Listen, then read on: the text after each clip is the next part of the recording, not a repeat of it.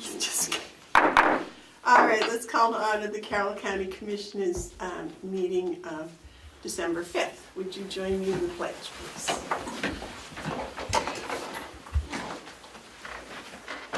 I pledge allegiance to the flag of the United States of America and to the republic for which it stands, one nation, under God, indivisible, with liberty and justice for all. Okay, I'll make a motion on the minutes from November 28th. So moved. I'd like to, Want to second it first? yeah,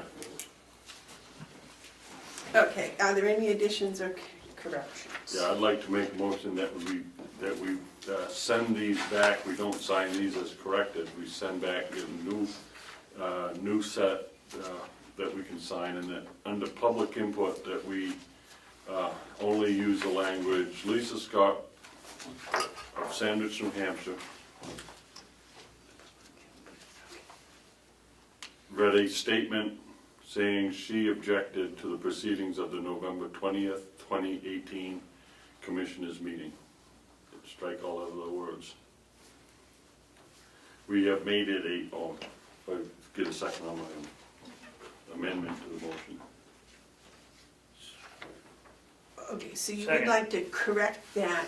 I want to do two things. I want to stay true to what we do with public input. We only talk about who spoke and the subject matter. We don't go into detail. This first one goes into more detail because, you know, if you look at the others, there's not detail there. So I don't think we need to, you want to break into having this become a place where political debate is listed. Public input, the person for residency, and what she was talking about, and that's consistent with the rest of it. And I think we need to, for the sake of depoliticizing the minutes, that's how we should proceed. And you seconded that. Yes. All right. And there was, Something else you wanted to do? I can't. Did you have any corrections or additions? Tim? No, I guess that's all I have. Vote. I would just like to see in the minutes, it is here, that when an elected person, such as ourselves, or Lisa, or Akila, or the sheriff comes in and under public input, we read it as the Registry of Deeds, or the sheriff, or the Commissioner Babson. Not just Dave Babson from Ossipee, or Mark Hunter from Conway, that we put in the elected official's position. Well, I think that's part of public input, isn't it, that we're citizens? Yes. I But just want consistency. if you identify yourself as a register of deeds, or she's here as the county attorney, which they often do that, how do you want it to? But that's not under public input. Well, that Public was in- under. Yeah, but when they're under public input, they're speaking as a public. Okay. So what I thought is, it doesn't matter, I just want consistency. Up above it says Lisa Scott, and then it says identifies her office. Down below, doesn't identify myself or David Babson in their office. I prefer, but it doesn't matter that much to me that we're members of the public at that point. I'm a minimalist when it comes to the recorded statements of the public in the minutes. Because if you expand them, then you're opening the door for political debate about the minutes. Right. And the minutes is just a recording of, like a mark of what we've done. Right. And if you look at the last page, Amanda Bevard, Wolfboro, New Hampshire, read a statement from the county attorney. That's exactly what happened, and that's what should be reflected. So I don't, it doesn't matter to me that much if you put the titles in. I would avoid it if I could, but I would want to be consistent, that the minutes are not a place for political debate.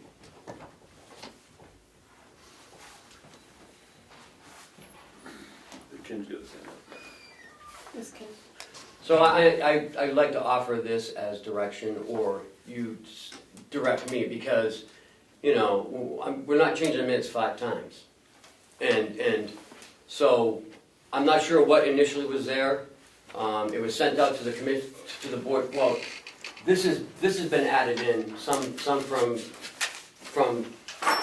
Commissioner Babson.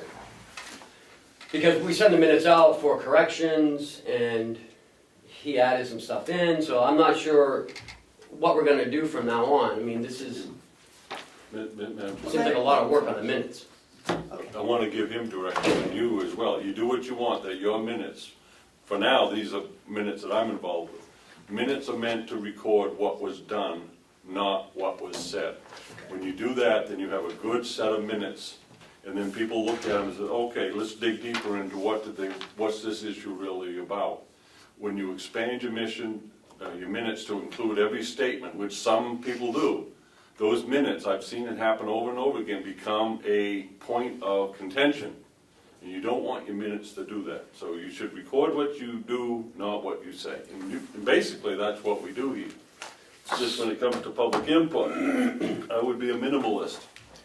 So can we can Cheryl just record the minutes, present it to you guys at the board, at the meeting, make your changes there as opposed to going back and forth and, you know, changing things? If these minutes were approved as noted and we signed them, then they would be recorded with nothing more than what was said scratched out. And that doesn't serve us well. If it takes a rewrite, then you should rewrite. Okay. These are official documents that Right. lawyers would use, other people would use, politicians will use. So I would be a minimalist. These two here, I would say are correct, and the one where Amanda spoke is correct. This first one is not. It expands into debate, and you don't want to do that. I'm just trying to find it. Because we're sending them out, they're coming back, we're making the changes, we're bringing it in the meeting, And then. they're not consistent Right, from and- week to week to right, week, yes. Because you're there's right. been additions. Yes. David, you had a comment? Yes. I just don't want Ken to leave the impression here that I changed the verbiage. For instance, when I got the copy and corrected, the proceedings of, I believe it was 11/20/2018, there was no commas, there was no nothing, that Cheryl was in a rush. I just made it November 20th, 2018, which is the correct date.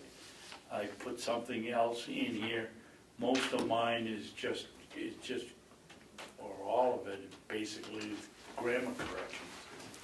I do think public input, we all know who Lisa Scott is because we're around here now. In 25 years, if it was to read Lisa Scott of Sandwich, you would have no idea that she was the Registrar of Deeds. This is a historical record. I think it ought to have Lisa Scott, Registrar of Deeds, Lisa Scott, Commissioner Mark Hounsell, Commissioner David Babson. And on the other one, Commissioner Amanda Bevard, Yes. on the end one. That isn't a big deal. For a historical record, I mean, we're just a spot in time here. But isn't the point of public input that we're not speaking as elected officials, but we're speaking as citizens?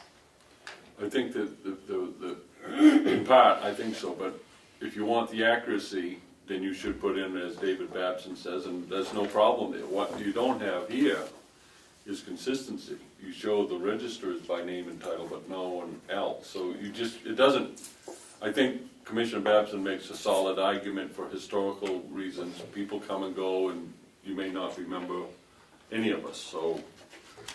But the big thing is, record what you do, not what you say, and you're gonna be safe, and be a minimalist. The most important part are these bold, which are Right. motions, which are official actions. Right. And those are Right. well done, I believe. Right. But I was going to say, maybe we could ask Cheryl that whoever puts in public input, we give them a title as well as. Citizen, or if they don't have it, they're citizen, that's the highest title. If someone comes in and says, I'm a citizen from Ossipee, then you put down their name as citizen. But if it's the police chief, we want to know it's the police chief. That's what you're saying, right, David? Yeah. What I'm saying, you just wanna be consistent. And just give them a title of some sort. You know, if they have an official title or an elected title. Well, as Mark said, the highest title would be citizen. Oh, God. No, If he shows up, we're gonna be quiet. Okay, so anyways, consistency and minimalist. so you want just the subject matter. Yeah, I think if we were to do that, look at this. Well, then you gotta, yeah, this is, Just to highlight here, that's all we need. That's it, she read Yeah, the Egyptian. but they're always elected official, no matter if they're commissioners or Okay. they're citizens. your statement. I think, to rehash it, it should say Lisa Scott, Register of Deeds, Sandwich, New Hampshire, read a statement saying she objected to the proceedings of the November 20th, 2018 Commissioners meeting, period. And then the others put Mark Hounsell, Commissioner, David Babson, Commissioner, and then, Mark? yeah. Would you add, if you're going to take out the fact that she said that I wasn't, that she couldn't find me and I was here, No, I if you're gonna would, take that out, then you can take out the paragraph here about I saying Ms. Scott was incorrect here. That doesn't but make any difference. I think that's a good point. You probably ought to put a period after incorrect, and then strike the rest of it. Because then you're not getting into the tit for tat Right. debate. You're not doing the defense. Right, you're just saying Ms. Scott was incorrect, which is what you said. And now, is there some place that there is a more detailed account? It's on the film. Yeah. Are you gonna keep the film for 50 years, John? Yeah, but wherever it's kept, it's not a part of the official document Right. that can be used in Oh, court. that's- But it can be Right. used for reference. Minutes are the only official document of a meeting. Okay, Yeah, I'll give you mine, Cheryl, please. Okay. all right, so we'll wait for that for next week. Are we all set now? Are there any media questions? We need to vote on that. Or do we? I thought she was gonna redo it and we were gonna, Okay, so I withdraw my motion if David withdraws his. okay, which motion would that be? Why can't we vote on the changes we made in case one of us isn't here next week and No, that's true, let's just do it, and then that gives Cheryl, Cheryl can bring it in and we can approve it next yeah, week? we should just formality vote. So Cheryl, would you read the motion, please? I have no idea what it was. Well, all I have right now is Commissioner Babson motion to approve the minutes of 11:30, seconded by Commissioner Hounsell, and Then I amended that motion to read those corrections Right. specifically.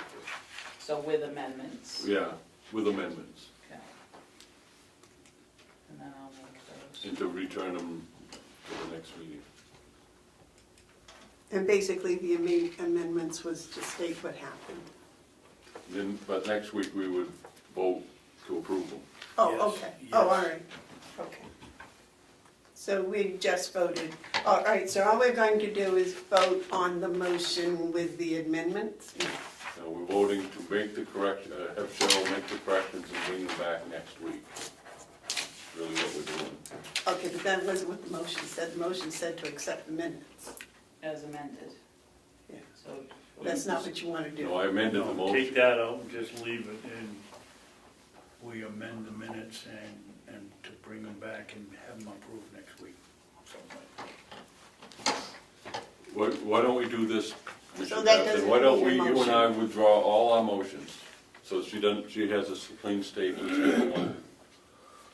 You okay with that? like. Yeah, but you have to state that the motions were made, so we could have discussed it, and then they could have withdrawn. They were withdrawn, right? Okay. So I'd like to make a motion that regarding the minutes of last week, the date, whatever it was, 28th. 28th, that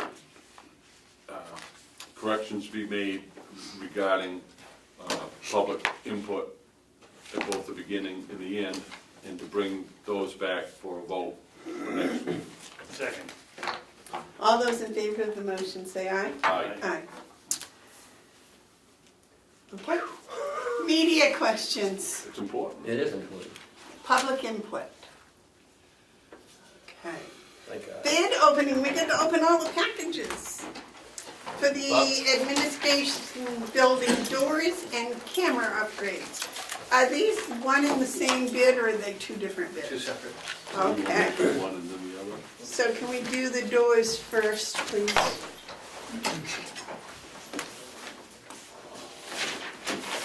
How many did we get? we got 12 total. How many for the doors? 1, 2, 3, 5, I believe, for the door. Nice. Okay. And here's a copy of the bid if anyone wants to see it. Yeah, you get the big one. All right. And that's, this is the door? Right, and these are And those- cameras. okay. Video,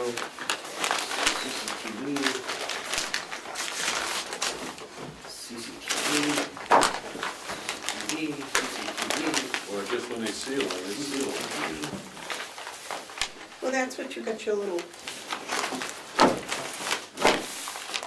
Well, I don't know, maybe I need the knife, because this is, oh, there. Do you not use it, really? You just run it right? Well, that's what I was telling you. Oh, okay.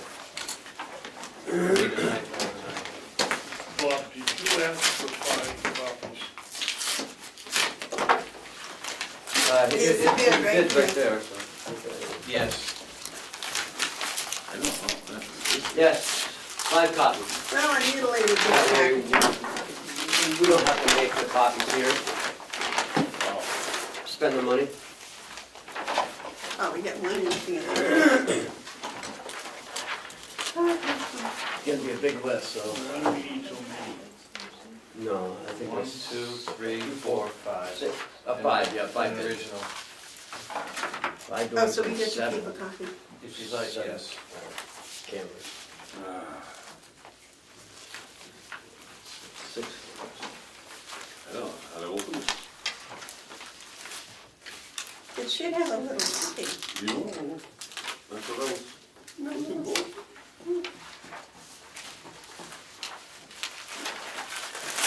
There you go. Really?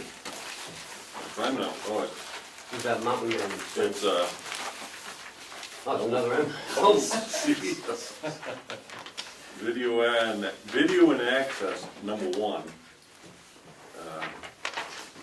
There's another one from the same people.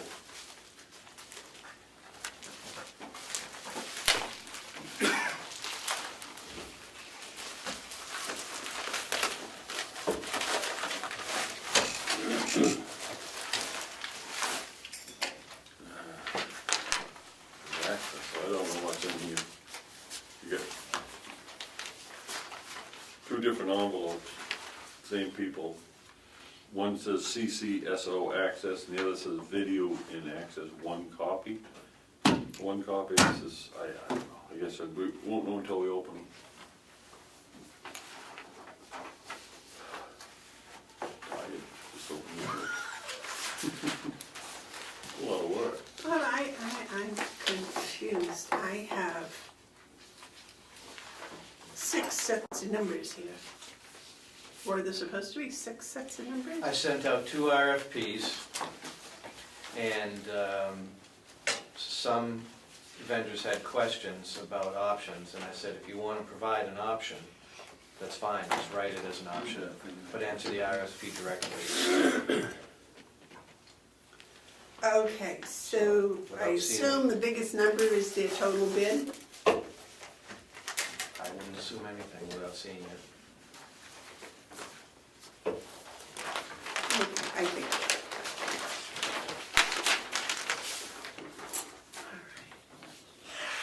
Madam Chairman? I think all Yes, we Dave. At first blush here,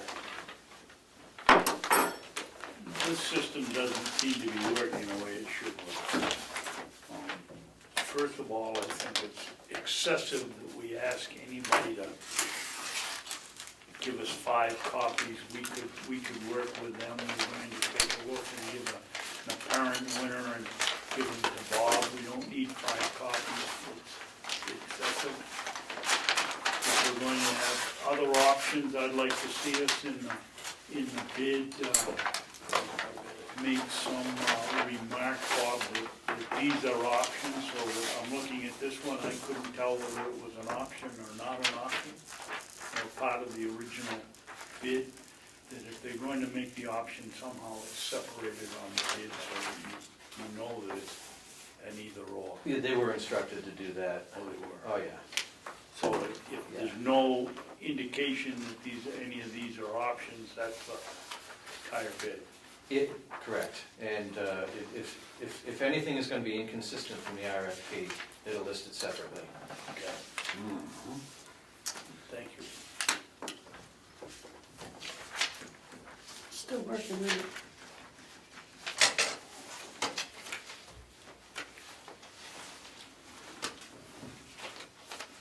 Hey Jay, once you start setting up, Do you have an extension cord somewhere? here,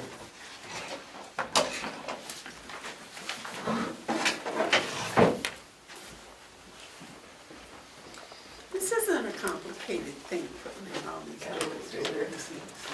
This is a complicated Oh, yeah, this project. big job. Sure. comes over. Yeah, this isn't buying mattresses.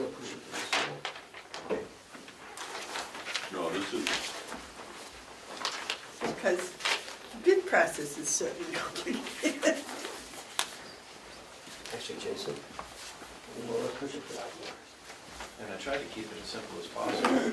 This we did so far, Yeah. this could run away very easily. I'm just trying to find number.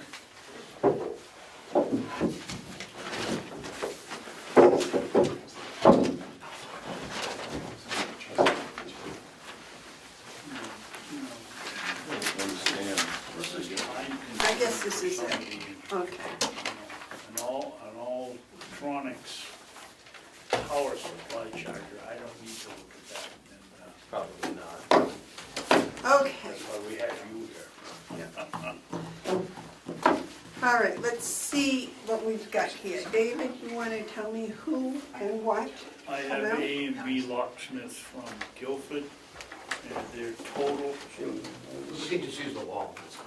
their total is $52,648. 52,648, Yeah, A and B lot. yes, locksmith. No, it isn't locksmith, it's lock and security. Lock and security. Okay, sorry about that.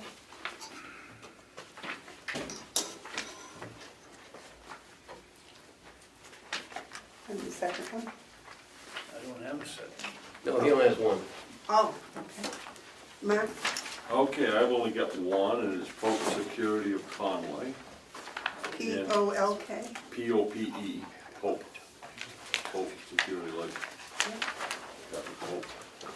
And, installation of new access control system is outlined and provided bid spec, and then it lists what's concluded, and their price is $67,400.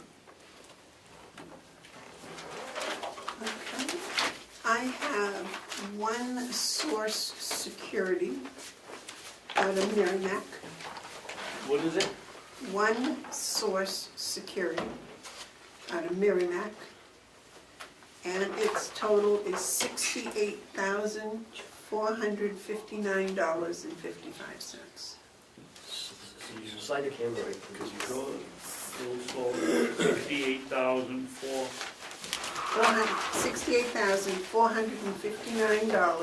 $68,459.55. And the second one is ECI Systems out of Ossipee, New Hampshire. Oh, wait a minute, no. ECI?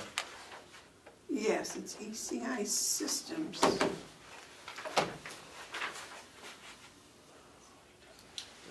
They're out of Westbrook or Portland.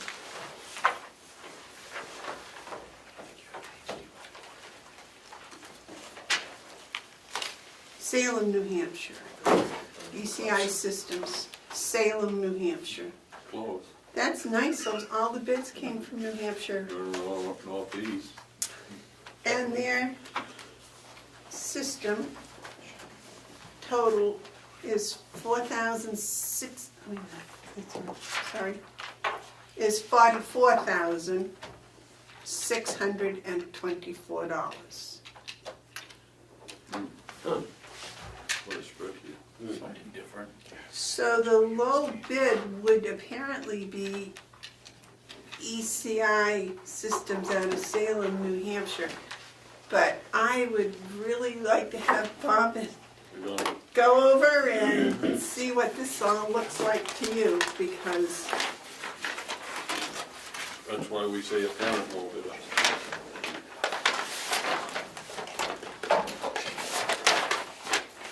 and I would, Bob, when you get all done, if I could have a copy of each one of them, I'd appreciate that.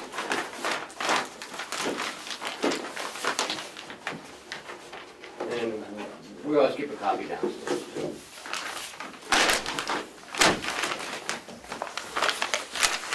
Another video? Next is the doors. Oh, wait a minute, what's this one? What was that? Excuse me, there's another post one for the video and access. I don't know how to do this one. Access, I believe it's access. That's the one we just did. Yes. Well, wait a minute. I guess I didn't, I'm gonna read this as an access because it says video and access. When I look at it, I thought it was video for the other one. But when I look at it, it says installation of new video surveillance system as listed in work provided system consists of. And theirs is $29,970. This is another Pope one. Pope submitted two. But that's for something else. But is that for cameras or for It doors? says for new video surveillance system, Yeah, so that would go with the CCTV. but it says video and access. I don't understand that. And they got another, Their other one is up there. okay, so that's the video one. I guess I just read Pope's video. Okay. Okay, well, here, here's another one. So Pope's Security of Conway, New Hampshire, installation of a new video surveillance system is, their price is $29,970. This is the second one, Yeah, I was confused, Commissioner. and it's 29 what? 970, 29,970. Not all, 970. It's for cameras. Yeah. You hear that, John? 970, not 97 all. John, you know I'm paying attention. Well, I got a Pope one here. Why don't you take this one and see if we can, why we have so many? So this is another Pope one. I just got a Pope.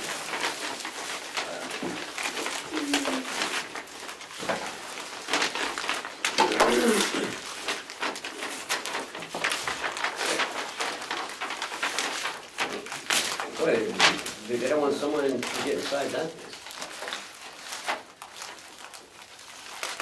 This is the one from Maine,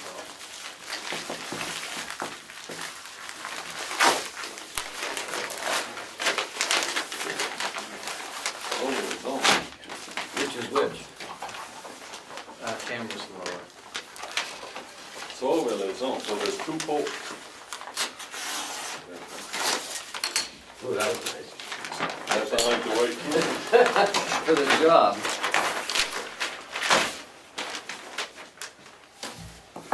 It's the same one. I guess these are the four additional, because I noticed in that one there was only one. Oh, yeah. And this one is the copies. So this is the same price, $29,970.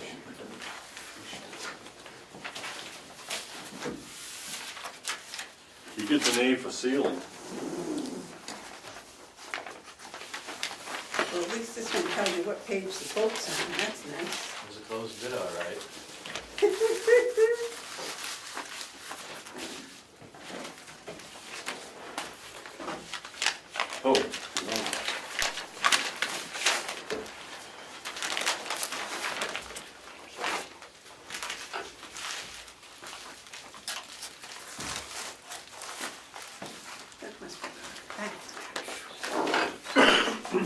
Henry, you're patient, right? What is that? You have to be a work paper. So I have to tell everyone. How you doing? What was the other one? Access control. The change, ADA compliance, changing all the doors. to Let me read this other one. And having card I'm access. gonna read all three of them. Okay. That's the key, this I one's. just When read he the gets Pope home. on it.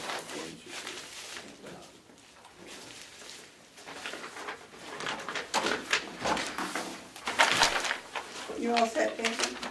No, I'll try. Okay.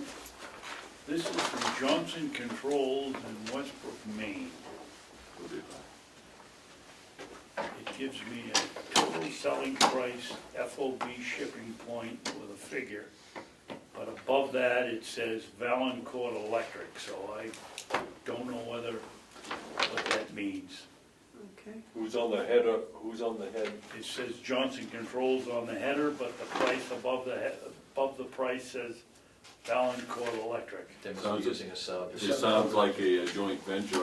I'd read them as Johnson Controls / Valancourt. Yeah. I think the Johnson Controls would be the company providing the service, they're using a subcontractor for something. Right. Well, whatever it is, the price is $38,601. How much? 38,601.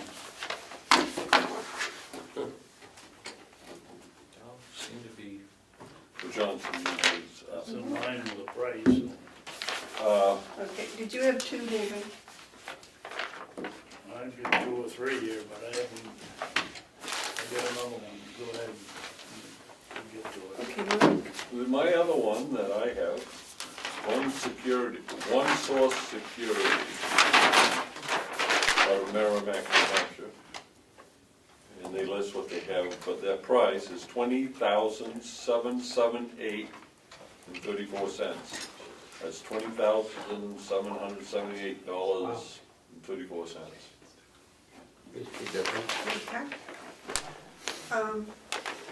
You have that one? No, this one, Oh, you had I Pope, had Pope already, and that was 29,970. correct. Okay, I have Mango Security, Mango Security Systems, and that's out of Guilford. Is that as the fruit, mango? No, it has a picture of a man behind bars. So I don't know. Oh, yeah, it's mango. You caught that one. Anyway, that is $31,094. $31,094. The next is for ECI out of Salem, New Hampshire. And it is $24,424. $24,424.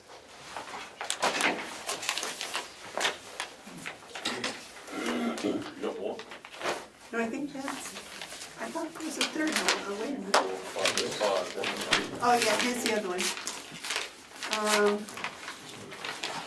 This one is ARCOM, ARCOMM,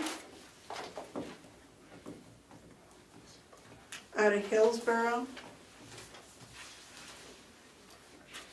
And theirs is $29,620.19. And David has one more, right, David? Yeah, I have Septronics. Septronics, SEPRONICS, from somewhere. From Billerica, Mass.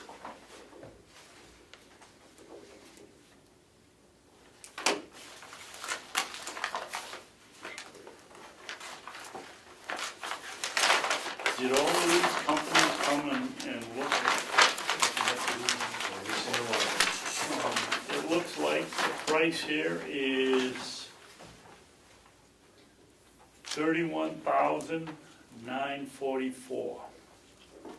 Boy, that would be clumped up there, that around 28, 29, 30.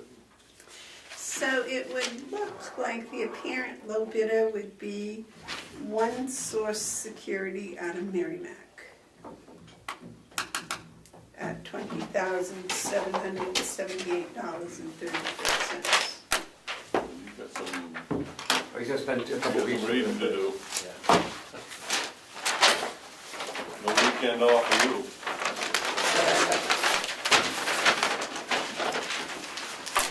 Ow. How's that line up with your budget? Consistent. Yeah.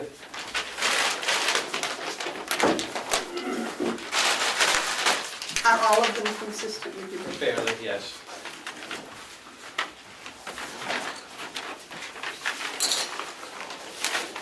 I would think that service is a big part of the, Is that it, sir?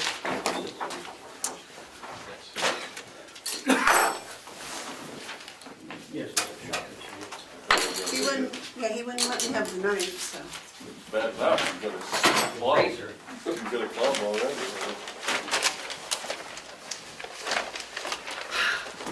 Okay. Bob, anything else for us today?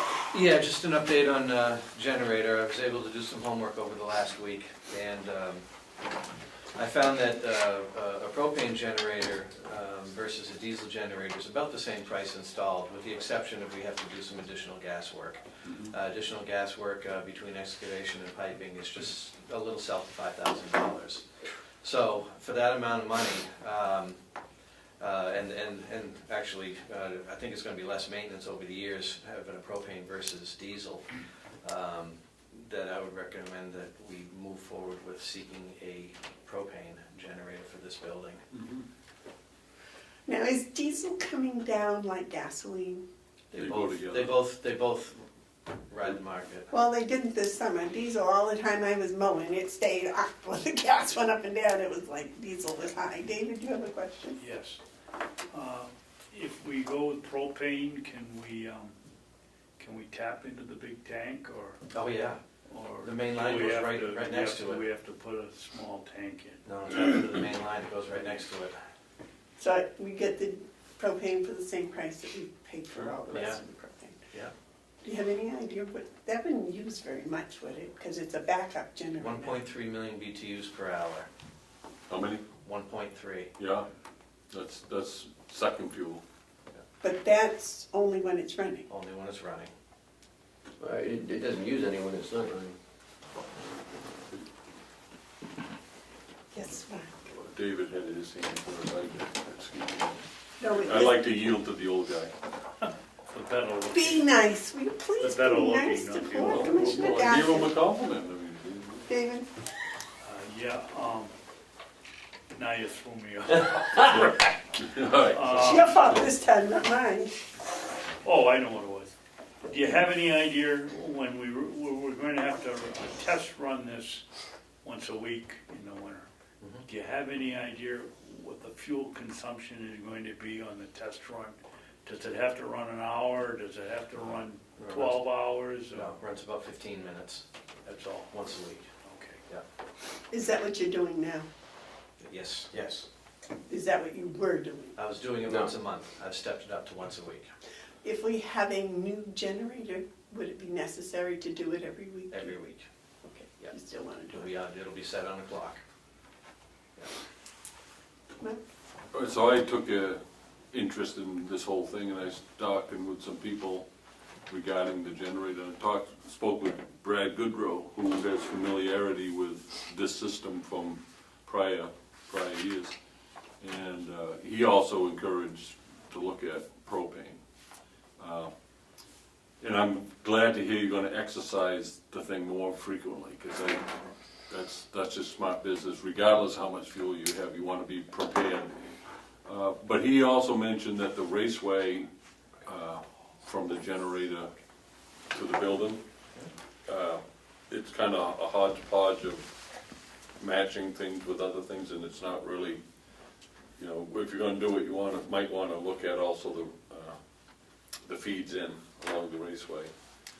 I said I would just pass it on, I don't know if you need to or not, but, I would like this gentleman's contact information at some point. You don't have to give it to me now. Hope but- Security, Brad Goodrow. Oh, Fred from Pope. Yeah. Okay, good. Yeah. I knew I knew the name. Yeah, yeah. He was just telling me that he has history with that and how it all went in and everything. And he thought it was very wise that we were retiring that 1934. I guess it was a, In 1976, it's 32 years old. yeah, but I guess it was a military, yeah, 30, yeah, you're right on the date, but it was a military, access to military of some sort. Really? Way back then, it was a, what did they did? Surplus? Yes. Thank you. Yeah. Then, that's. But anyway, I don't want to say much what he said because I'd probably get it wrong, but I think you would do well to speak with him. And I like the propane idea. Yep. Okay. Ked's idea, you're right, Um, Ked's idea. And one other thing that I wanted to bring to the table this morning is one of the capital items that for Mountain View was I had proposed to do some adjustable table risers for the dining room. Right. I wanted to buy 10 of them. And I'm sorry I don't have copies for everybody because the third quote literally came in as I was walking out the door this morning. So, but I would like to move forward with this purchase, and I would like to purchase them from Direct Supply for the amount of $397 each, and a $36 adapter for the tabletop.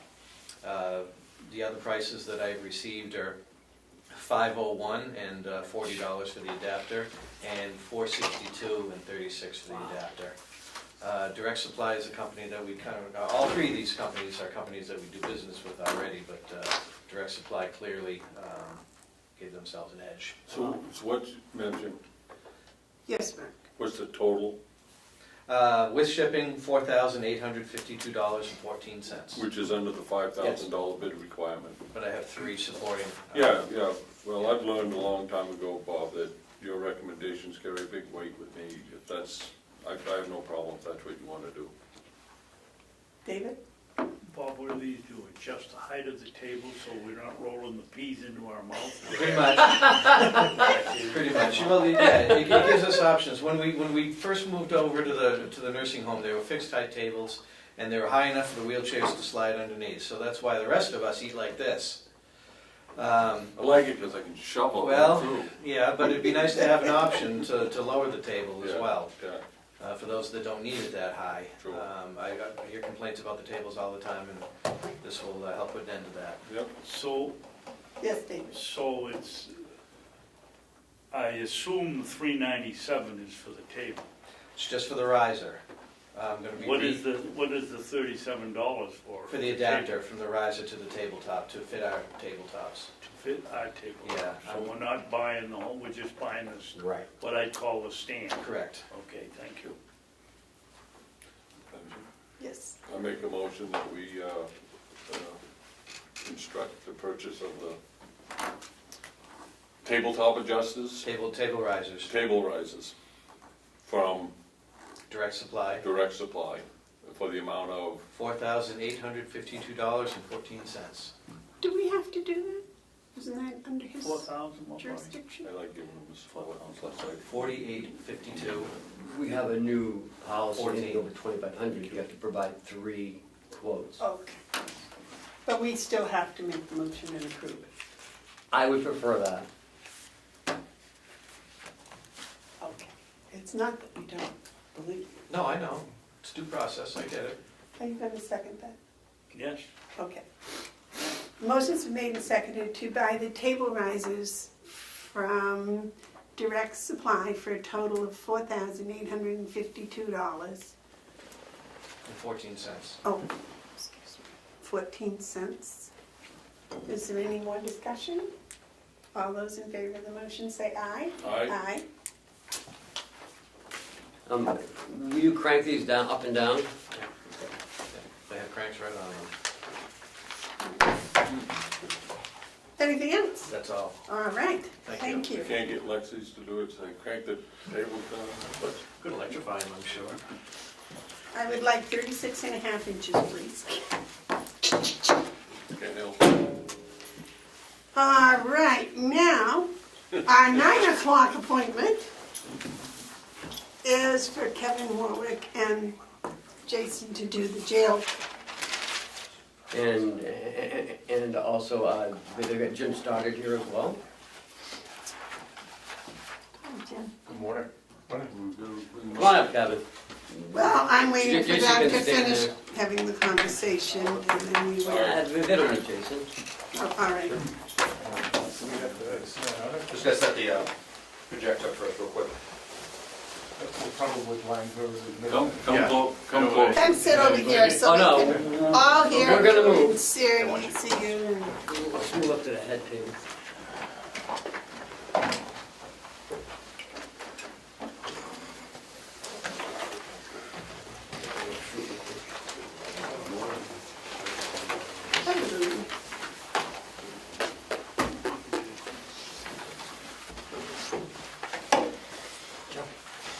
Sit here. This is really official. I'm going to give this a second as soon as everyone gets resettled and Jason gets going here.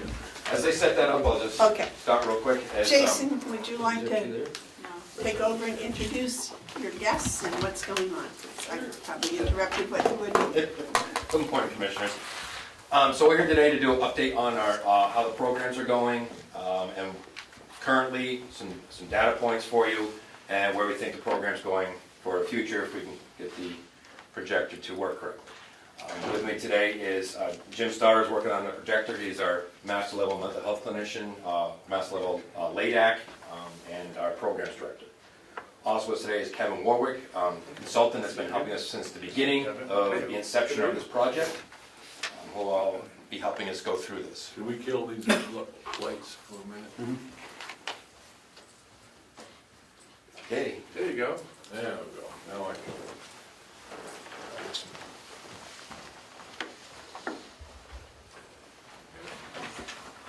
Perfect. Kevin, what is your official title? I'm president of Alternative Solutions Associates. I'm a consultant here. Kevin's worked on many projects, really helping Sullivan County get theirs going, Merrimack County, Belknap County, Yeah, Hampden County, Massachusetts, right? yeah. And multiple across the state, from San Diego on, so he's been all over the country. And this has been an exciting project. We're excited. Remember we talked, and we'll go over a little bit of what we talked about when we first started, Commissioner Babson, about where we were trying to get to with this program model, and this county has done a really good job. So let's kind of just start with where we started about 2 years ago. These are the kind of things that we were looking to do, is to kind of help develop a program based on national best practice, which has happened. Work closely with key staff.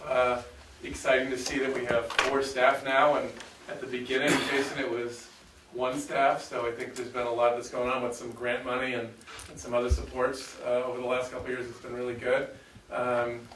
Really, we did a lot of staff training with the program, not just with the program staff, but with correctional staff as well. That was, getting people to understand the model took a bit of time, and that was really good. Lots of community stakeholders have been involved in this from the beginning. The courts, all the criminal justice agencies, plus all the provider agencies. And we coordinated this with the IDN as well, which has been a big project here as well within the county. And we looked at startup funding for the program. That was what we started with, about 2.5, 3 years ago, Jason? 2.5 years? 2016. Yep. Okay.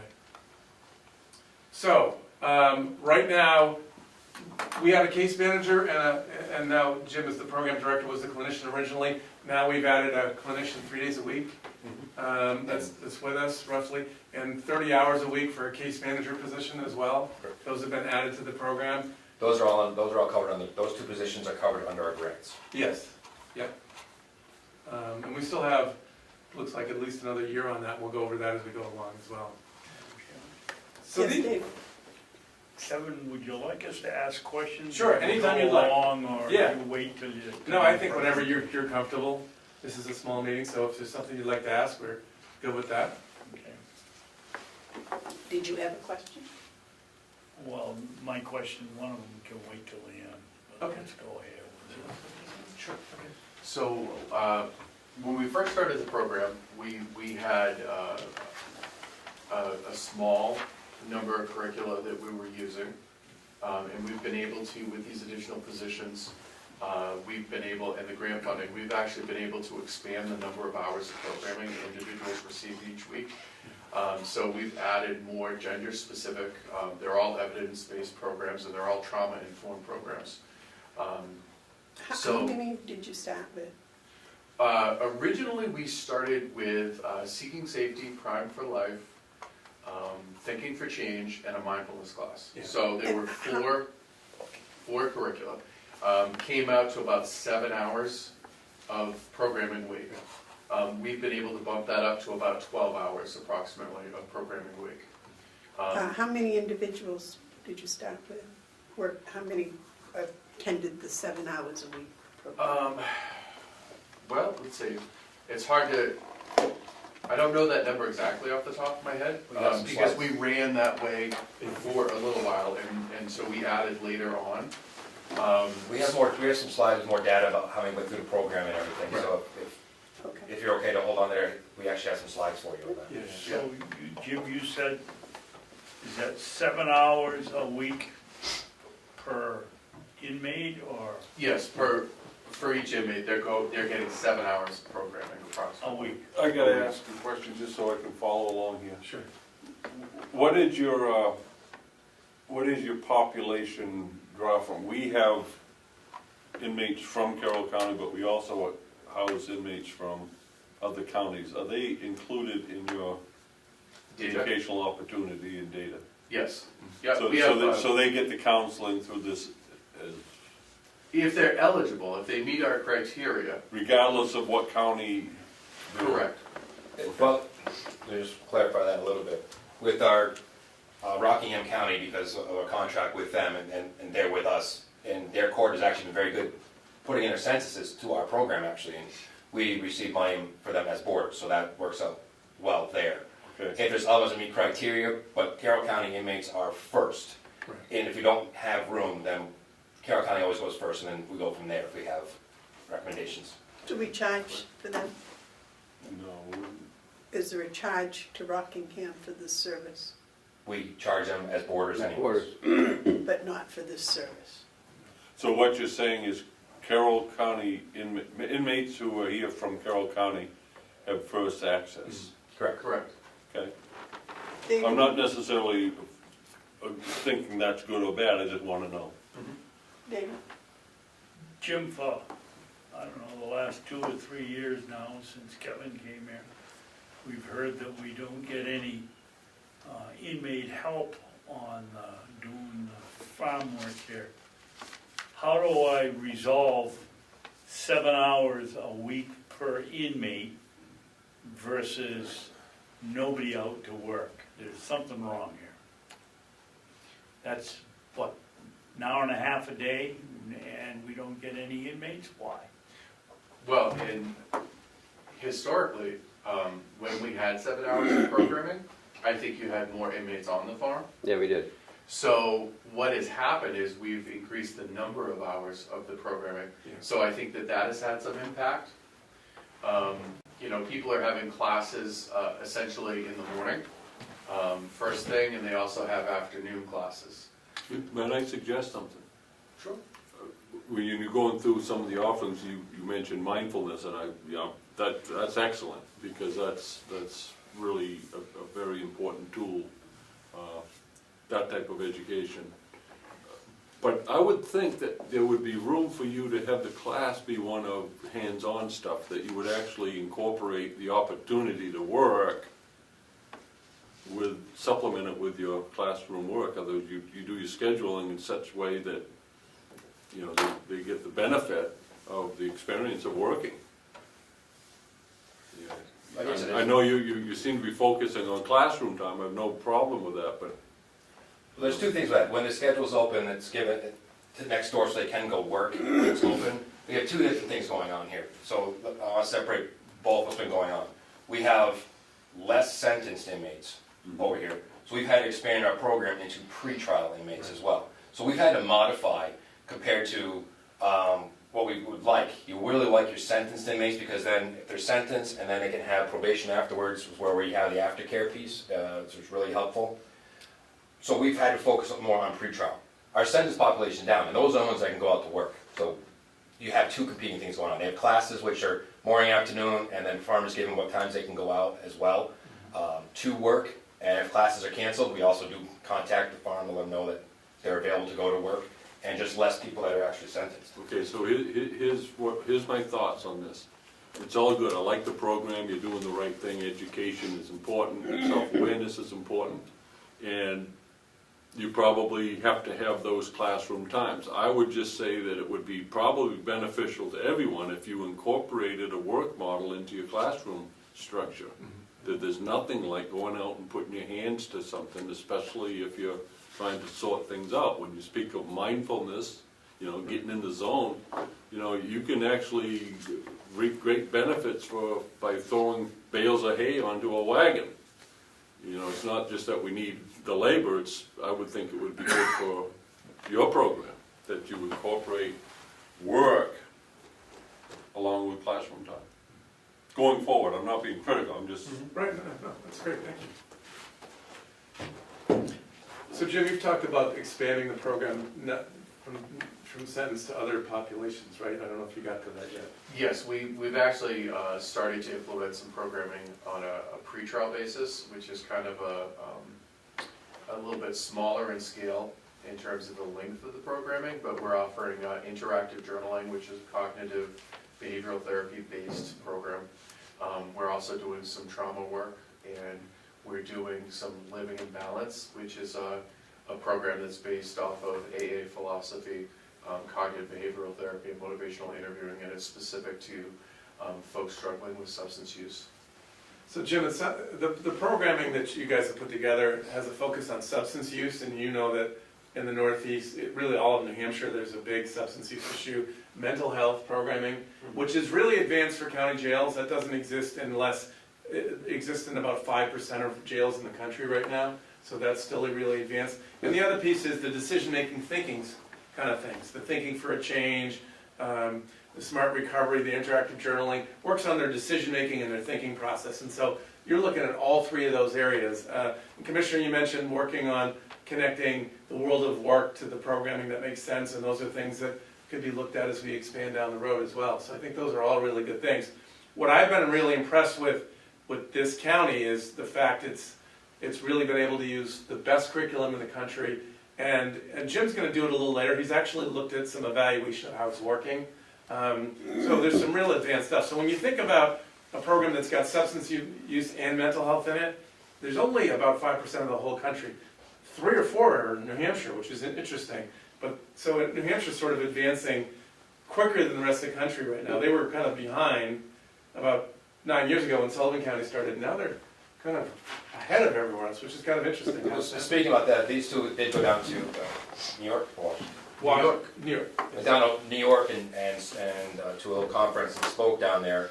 And they were very impressed with our programs to the point where some other jail facilities are reaching out, want to come talk to us and want to come visit our programs and see how they can get started in there, especially since we're a rural and smaller jail, which is well over 70% of the country is 100 beds or less is what is most of the country. That's right. So they're very interested in how we were able to get this going with limited resources, rural area.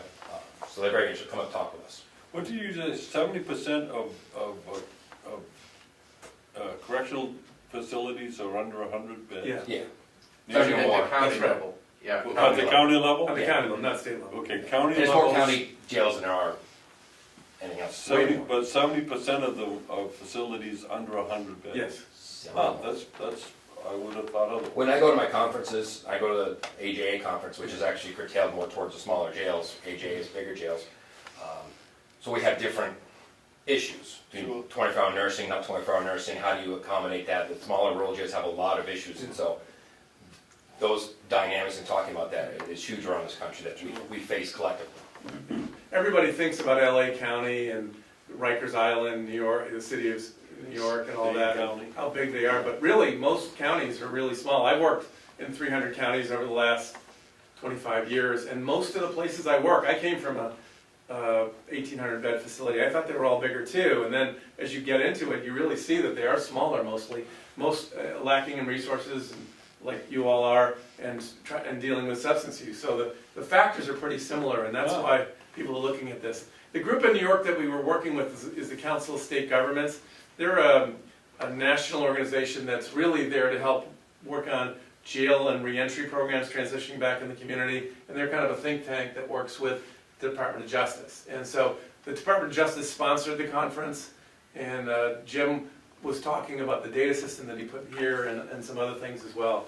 So there was some real interest. And there were people from Louisiana, people from the West Coast, East Coast, all over the place who had some interest in it. And the whole country's going in this direction. You guys are a little further along than a lot of places, but it's, people are going to get to this point all over the country really soon. Kevin, what's CBT? Cognitive-based therapy programs, decision-making classes that focus on your ability to think differently and act differently. Because offenders aren't just drug addicts or have mental health problems. They really have trouble with all of their life, with their partners, with their jobs, with school, and their decision-making process has been weak all the way along. So not only is the Thinking for a Change class CBT, but every class that Jim and his staff run are CBT-based. And that's what we've learned over the last 10 years. We used to do group therapy, people who are older like myself, been around a long time, and that's what we did. What we realized is this is what they retain. This is the way that they learn to do it better and more effectively. And Jim has been part of a group that helping men and women recover is Stephanie Covington's stuff she's out of California, and she's really the most advanced when you look at trauma-informed kind of programming, and what you've put together here is all based on that. And Jim, you were able to get trained by them.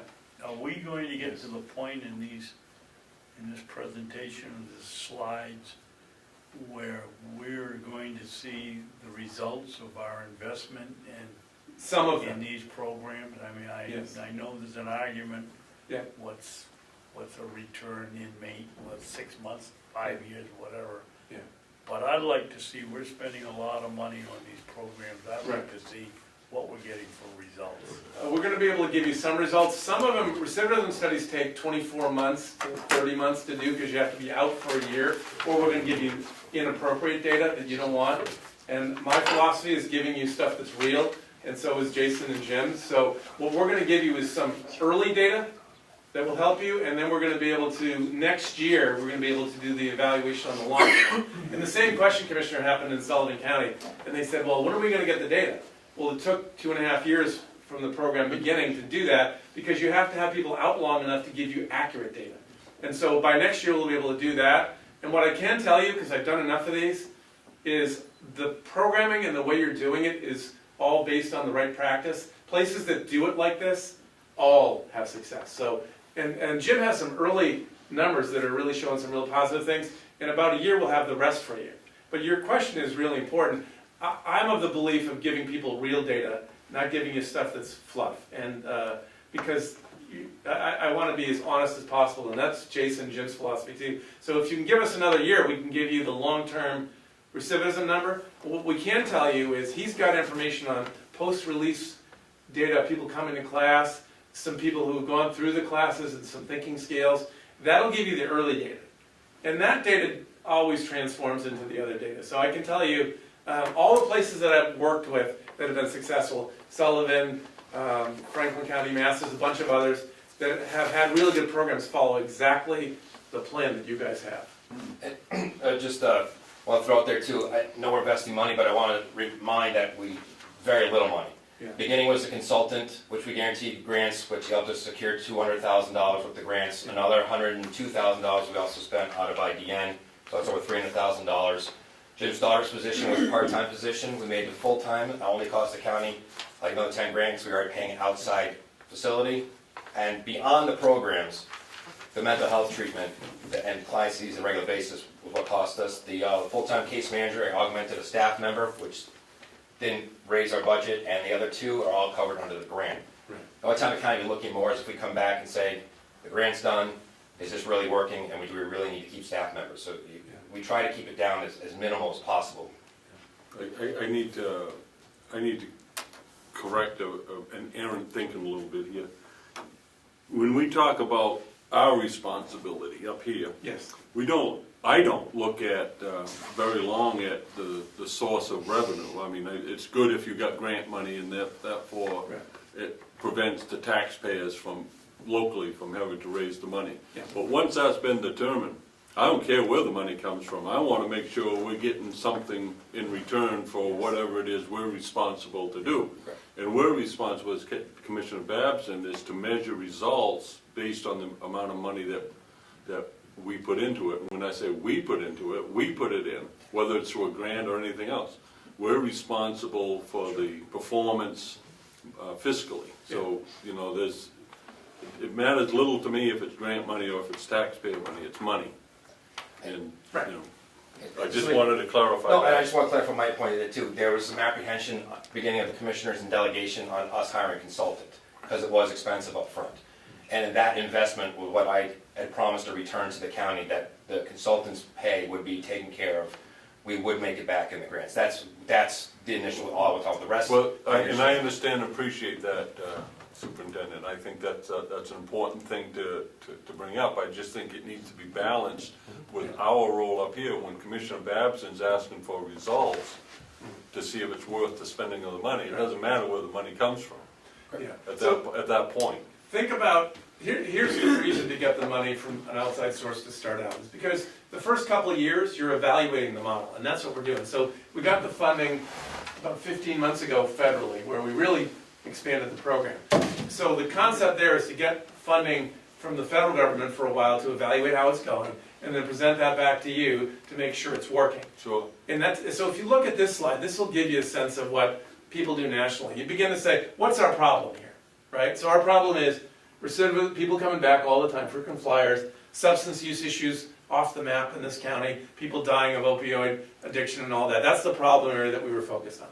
Then we begin to look at strategies. How are we going to do this? What are we going to do differently? Jim talked about what those programs were.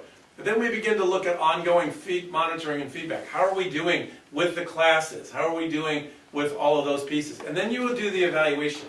But the evaluation, keep in mind, that's a minimum of 24 months from the beginning. Sure. Because people have to get through the program and then be out for a year. That's the real evaluation. Now, a lot of people, even in the American Jail Association, will give people numbers that I don't determine as accurate.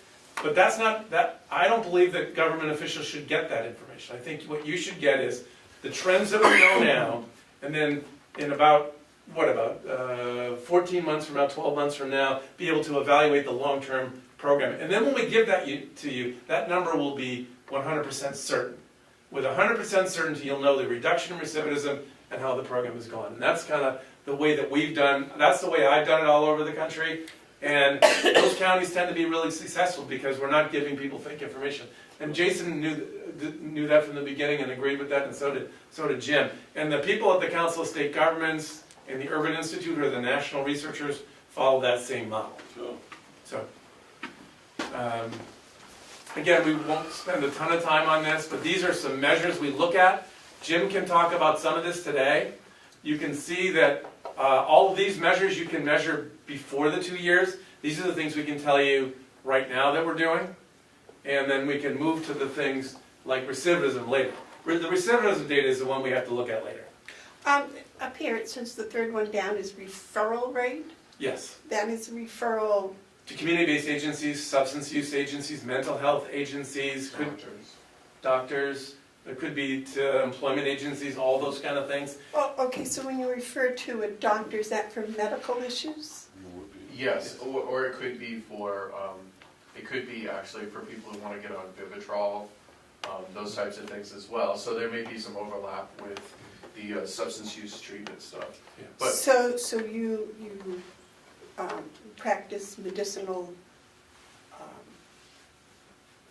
I don't know what you call it when you give them medicine to get off drugs. MAT, medication-assisted treatment. Yeah, that's it. You practice that. well, yeah, we don't practice that. Community-based organizations do, and if an individual feels that they would benefit from Vivitrol, we can provide the referral to the primary care physician so that they can decide if that's the best course of action for them, and then start that medication regime. While they're still incarcerated. No, not while they're incarcerated, because this is the transition piece. Your community-based referrals are when somebody is transitioning from the jail back into the community. So we're trying to get them connected to all of the resources that they will need to be successful in that transition. MAT, medicated assisted treatment, is only being provided in a very small amount of jails in New Hampshire right now. Our doctors that we have are in 4 facilities. They are writing a policy on it, and it is something they are looking at. It is a possibility with a Vivitrol shot before you go. You have to take, first you go through programs, second you do have to take some oral medication, make sure you don't have a reaction to it, and then you would be eligible for the shot. And usually the shot, the first one is free, and then we transfer them out to the community. That is not being done in a lot of places yet in New Hampshire, but it is being explored. Yeah, Is it being done here? not yet. But that doesn't mean you're not gonna do it in the future. Correct, that's why our doctor, they're actually writing policy on it for all 4 facilities, and then it's up to them because it's gonna be under their orders, once they, to be able to do this, so we got to fall underneath them. And that's not just for Vivitrol, that's for other. Right now, it'll be more towards that for right now. David, you had a question? Yeah, maybe this is not the place to ask the question, but I'll ask it anyway. What do we gain by having an individual over at the House of Corrections for 364 days? 365, we open the door and send him out. He's on his way. Isn't, or shouldn't we be thinking about a transitional location like the old nursing home? You mean a halfway house kind of transition piece? Well, Yeah. just, we don't do anything for them. We throw them out the door, they don't have any money, they don't have any place to go, they don't, certainly they're gonna go back to their friends. We'll talk about that transition piece as we go along. Maybe we should just hold that, or, because it's part of what we're gonna cover next. Sure. Okay. Do you mind if we hold off and cover that as we go along? Okay, the Sure. second, the question is with the referral. Yeah. What about, like individual outpatient treatments? Do you refer to them Yes. also, or does Yes. probation refer? No, No, well, we That all refer- happens here. We do that as well. And remember, part of this was that Mr. Stoddard is out in North Conway and in Ossipee area every week, meeting with them as they go back out. So their care is still continued under the mental health treatment and late act treatment Yeah. with Mr. Stoddard on outpatient, we'll call him outpatient. So he actually goes in the community and works with them. And there's a number of other things. Really, there's lots of things that the case management staff do to link people to all kinds of services as they get out, including and Commissioner will talk about those as we go along that transition piece, because Jim and the staff will work really hard on that. Okay? So, some of the data, in terms of what we've learned from people coming through the program. You know, the average age of our participants is 27. Over what period is this? Well, here's what I've done. We actually talked about this the last time we met, Yes. and I provided some of this information. So what I've done is I've actually compiled everybody who has been involved in the program up to this point. So this is kind of real time from September 2016 to today, okay? And what has happened is that we're actually seeing an increase in some things. I believe the first time we met, the average proxy, which is just a quick tool to look at risk for recidivism, was a little bit lower. It is increased to 4.9. The average ORIS, which is also, that's the Ohio Risk Assessment System, and that's a longer tool that gives us a little bit bigger picture in terms of what the risk for recidivism is. And their needs. In right? their needs, Yeah. right? So, when we first met, I think the average ORIS was 16, It was. and it has increased to 22. Are these out of 100? No, it's actually on a scale, I'm not sure what the maximum is, but when you look at the ORIS, when you start looking at people that are in the 16 range, that's high risk, Yeah. right? And so what we're doing is we're trying to determine if somebody's low, moderate, or high risk. Okay, so as far as that number relates, the higher it is, the better it is? No, the higher it is, the higher risk they are for committing new crimes and being back in the criminal justice system. So 22 is worse than 16? Yes. Yes, so this is the people that are coming into the program. Yeah. Okay? Okay. This isn't the product when they're going out. Now with the proxy, is that better if it's higher or lower? Nope, it's better if it's, well, again, it's better if it's lower in terms of their risk, but our program focuses on people that are moderate to high risk.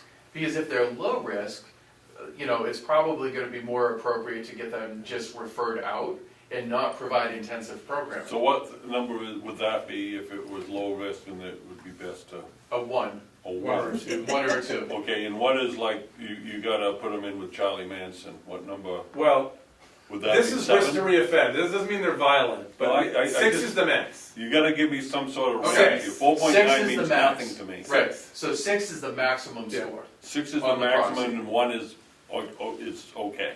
Yeah, 1 is the lowest risk, 1 to 6, or okay. 0. Think about people who come in, okay, so people coming into your jail. The average jail, if you looked around the country, the average proxy number would be between 2 and 3. If you were in Florida, it'd be 1 or 2. If you're here, it's gonna be higher. The Northeast has a low recidivism rate compared to a low incarceration rate. So the people that are coming in here have really high risk to come back to jail. They're not necessarily violent, but they're on a treadmill where they keep coming back. We call them frequent flyers. So if you're getting a 4.9, you've been in jail 3, 4, 5, 6, 7, 8 times in your life. You've been in jail a lot of times.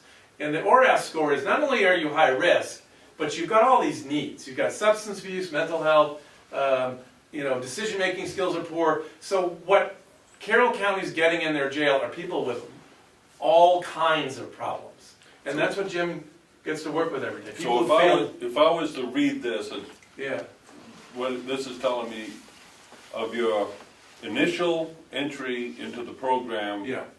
you're a male, I assume, I don't know what the ratio is. Male and female. Yeah, but what's that breakdown? Is it About the same. 50-50? Oh, no, it's not 50-50. Numbers. What is No, it? it'd probably be more like a 60-40. Yeah. 60-40 male. Yep. Okay, so typically, you've got a 27-year-old coming in with a high rate of recidivism Yeah. and a whole bunch of needs, who started abusing drugs when they were 11 years old and is absolutely caught up in it, and has had trauma throughout their life, trauma being described as domestic violence, sexual abuse, all kinds of different things fall under trauma. Correct. And co-occurring disorder means It means something it's- else going on with it. Drugs, alcohol, any other And mental health. addictions. So you got someone, you have someone coming into you, they're in need of some help, because they got problems. Serious help. Seriously. Thank Yep, so Yeah. let me just, maybe the simplest terms to get this to people is, 7 out of 10 of these folks are coming back to jail if you don't do an intervention. That's really high. So if you look at those two scores, it's about 7 out of 10 of them are coming back to jail without an intervention. Sure. In a typical jail around the country, it would be more like a 4 or a 5 grouping because of the proxy scores. Or in Florida and Louisiana and Mississippi, it'd be more like a 2. Right. So they're unlikely to come back to jail. Your people, so when people get to the Carroll County Jail, they've already had multiple bites at the apple, they've had all kinds of problems. They're not first offenders with one hit where they've come in and said, oh, I don't have a job, and I drank one night. These are people who have been using drugs for 20-something years, they've had serious mental health disorders, they've got multiple problems with jobs and other things in their life, and then there you go. That's the person that they're getting. The most challenging people you could get in a community show up on your door. And the reason is New Hampshire does have one of the lowest incarceration rates, so again, what I'm talking about is we are getting the ones who really belong inside a jail. Well, that's what I like about this presentation. We can actually separate the individual Yeah. from the national trends, the Yeah. state trends, or any other county. Some other, You're getting people who are coming in, if we don't do something, they're gonna be coming back. Yes. correct. Yeah. Okay.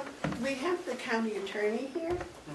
She'd like to make a comment. Sure, I just have a quick question. So one of those, with regard to the trend, and you're talking about how New Hampshire has a low incarceration rate, but doesn't New Hampshire also have the lowest funding for community-based treatment? So we don't have community-based Right. treatment. So people are out there, That's right. they're getting a conviction, they're going out, no services. They're getting a conviction, they're going out, no services.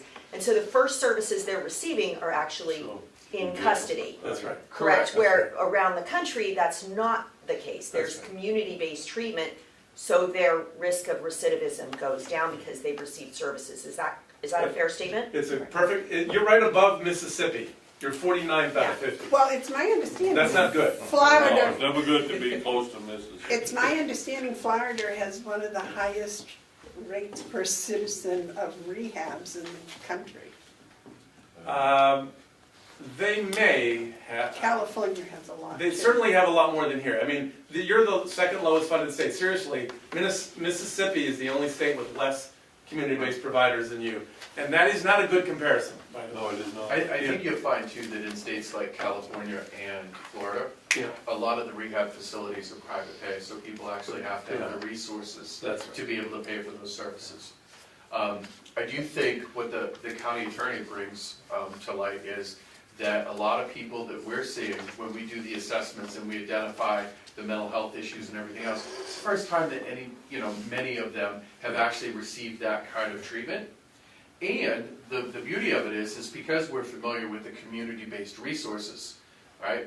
And once we do the case management assessments and identify the needs, then our transition planning is to get them connected. Yeah. So for example, the Community Mental Health Center has had up to a 2-month wait to get in for services. So we get our assessments done early, we identify that the person has a need for those services, and then we can plan accordingly so that by the time they leave our facility, they can get into treatment within the first few days that they're actually back into the community. Sure. What we're struggling with, and county attorney can help me on that, is putting the probation piece on the end and convincing the court that we still need to be able, the aftercare is huge, which we'll talk about, is so we can follow up with them and have setbacks if there are issues, because it does take, if you go down like Sullivan County, it's the program's almost a year, and then it's another 2 years they do probation. They cut off a year if you do well for a year, they cut off a year of probation sentence, but they're in that full year, you're able to check on them, monitor them, and bring them back if needed. That is still a struggle that the courts don't want to. I have a quick question. So do we know what the recidivism rate for people who have community-based treatment first, as opposed to people whose first treatment is incarcerated? What's the, I don't know if, we don't have that data, and I guess the question I would have is how they would be able to track it if they're in community-based stuff and then become involved in the criminal justice system. well, they would be in the criminal justice system, but for instance, I come from a different state. I moved here from another state where this would not be your first interaction with Right. treatment. Right. You would have community-based treatment, which is less expensive for the community, correct? And so then, and the recidivism rate is lower because we're weeding out people the first time they get involved, as opposed to waiting until the 7th or 8th time they're involved in the criminal justice system. So is that a good measure for saying, New Hampshire has a higher rate of recidivism because we don't provide community-based treatment first? Or am I wrong there? I'm not, well, That might be an interesting question to have on your intake when you're asked the questions, is have you been involved in any kind of treatment prior to arriving here with us? Because that would be the only way to really track it, because I think all of that is pretty personal. right, and we do track that in a case management assessment. I will say that one of the things that I think impacted New Hampshire is we didn't have expanded Medicaid all the time. So the Medicaid, the people that we often see, right, are people that are Medicaid eligible. Almost all of them. Almost all of them, okay? Prior to just, a few years ago, Medicaid wouldn't pay for substance abuse treatment. So they couldn't get into those programs even if the resources were there because they couldn't afford it.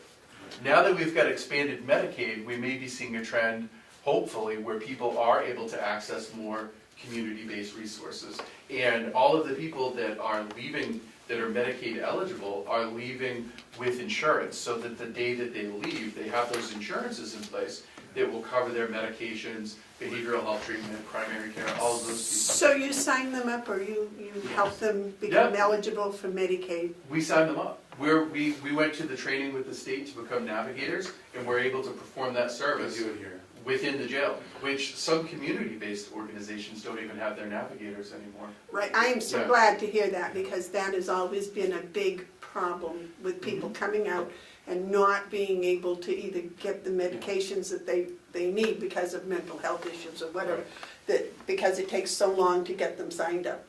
And now that you do it, that's very, very, very helpful. I'm very The happy. biggest issue here is opioid users require a stabilization period. And most of those require a residential stabilization period. So if I'm using heroin or fentanyl or something like that every day, going to an outpatient counselor once a week isn't going to work with me. You need more than that. You need more wraparound services. The jail provides that stabilization period for that population and others Right. that you can't really, it's really hard to do that intervention early. And you know, you'll see that with a lot of people, they'll come to jail and they'll be able to stabilize for a period of time and then go back out. So, you know, intervention programs that give you a dosage of 1 or 2 classes a week with an opioid user who's really, you know, off and running with it, it's different than a person who might use cocaine once a week or might use marijuana. The opioid group, which is the newest, most challenging group in the Northeast Seaboard, it goes from Canada to all the way down to Washington, you know. So, and all of the Northeast Seaboard is struggling with this issue. Every community thinks it's only them. It's not. It's everybody that I work with in the Northeast Seaboard, and I work with about 10 counties. Just one second. And so that stabilization period, the residential options are really limited in this state. And that's the worst of all the things, is that your residential treatment options here are minimal. And that's where you really get hurt when you talk about the people who tend to cycle into our jail. The severe mental health people who almost always have a co-occurring disorder. In this case here, 100% of them have a substance use disorder. And I would venture to say a large portion of those are opioid users. Yes. Yeah, so that's a real challenge for you guys, is you have 2 problems. One, you've got a lot of opioid users. That's problem 1. Problem 2 is there's really not a lot of places for them to stabilize in the community. And because of that, for instance, I work in Dutchess County, New York. They have got a series of programs in the community where people can stabilize.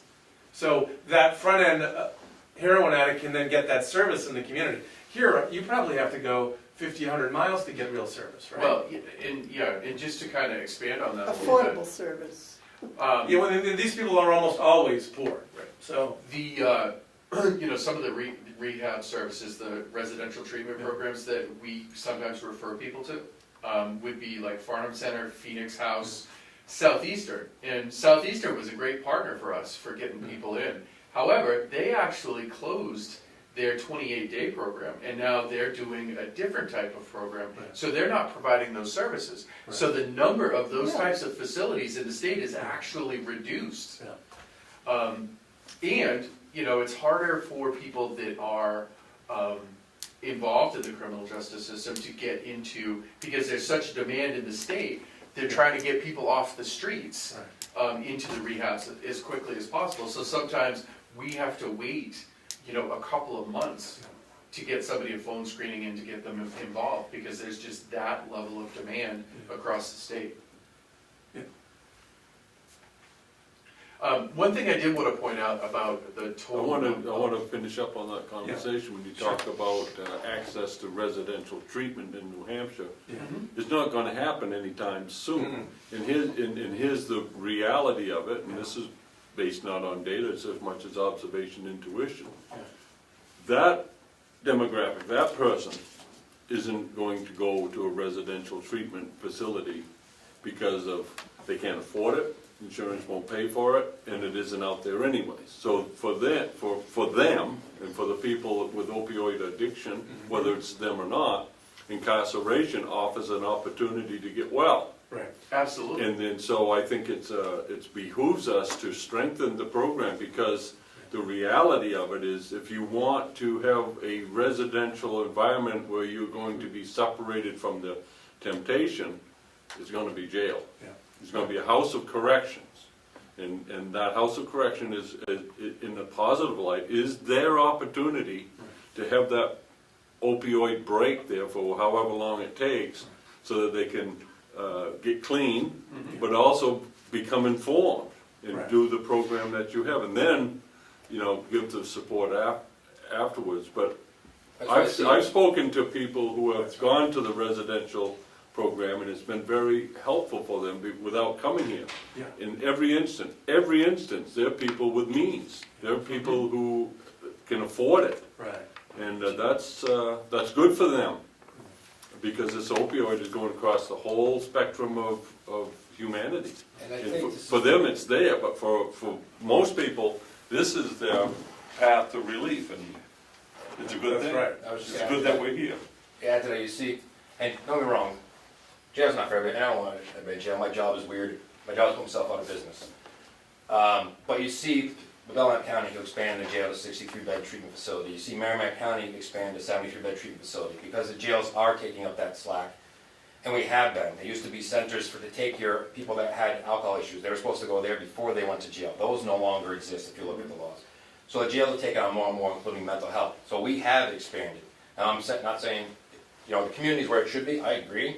It'd be nice to have it out there, if they had all the money in the world, they don't. So you see almost every jail in New Hampshire at least, taking on a larger role, putting mental health in, putting treatment in, working with the courts, county attorneys, public defenders, get them treatment and get them back out into the community with also being able to monitor them for the most amount of success.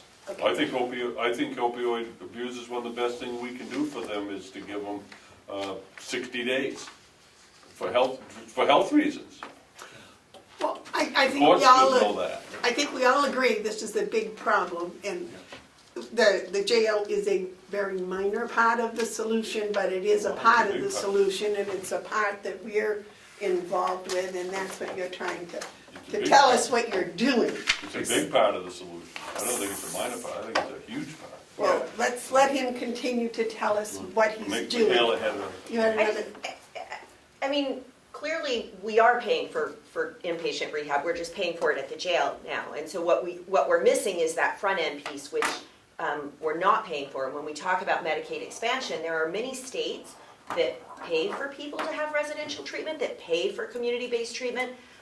Many states and local government have like county beds or state beds in those residential treatment facilities, correct? Where the taxpayers are paying for that community-based treatment before they get to the residential treatment at the jail. Because it is much less expensive for the taxpayers to pay for a community-based treatment than for the jail. So it just seems to me that we are missing that whole piece there before. And the reason our recidivism rate is so high is because we don't have that piece. If somebody doesn't have Medicaid and they don't have funding, they get no treatment until we lock them up, correct? but that's not something we can do anything about. What we can do something about are the people that do end up in our house of correction. Right, and I think we're talking about the same people, right? Oh, I agree. I think what the I'm county not saying attorney we said- should stop this, I'm just saying Yeah, we might wanna look at something Well, before no, this we too. know about that problem, but today we're looking at Right. this solution.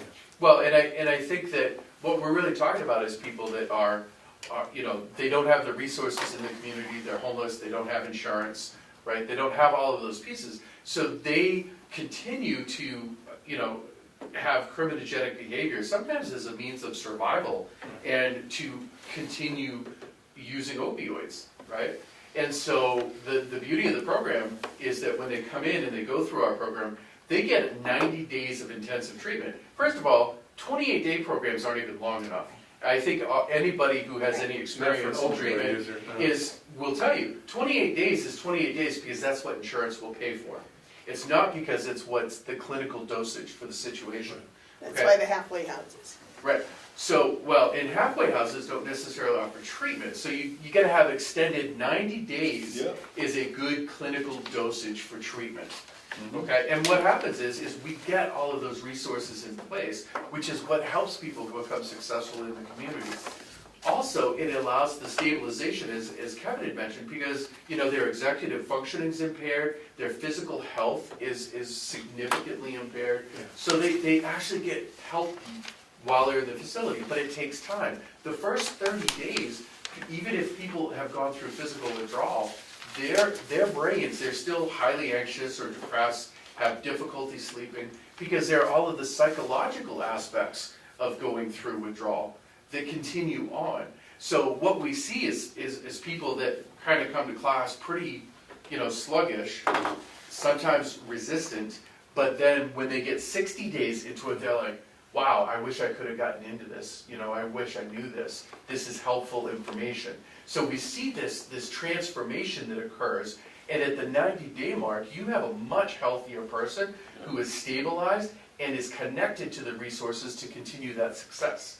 Right now, there's nothing in the community that is actually an access point for people to get all of these services while they have no resources. And what's a little different about the program that Jim and the staff run is not only do they deal with the substance use issue, the people coming to jails around the country have mental health disorders at a really alarming rate. And when you combine the co-occurring treatment together, you're dealing with the trauma, which oftentimes is the precursor to the opioid use, not always, but often, is there, and you're working on both issues together. So sometimes you'll even have a community-based treatment provider that does the substance use piece but doesn't do the trauma piece, and you have to make sure that there's a marriage between the two. Sure. And so that's one of the things with these newer models is you're not only attacking the substance use, almost nobody that we work with has solely a substance abuse issue. It's a very small percentage, probably 5%.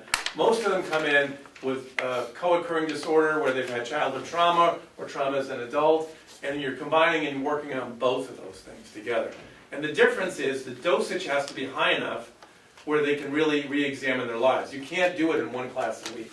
So it has to be really an opportunity to look at things. So not only having a provider in the community, but having one that deals with the whole person, not just one of the symptoms.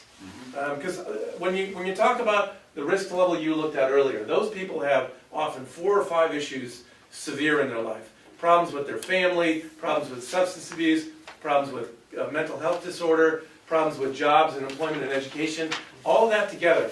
And so all those things have to be sort of sorted out. And again, this isn't the only problem and the only place for this problem. It has to be along a continuum. It has to be in the jail, it has to be in the community. You need all those things. There's not one answer to this.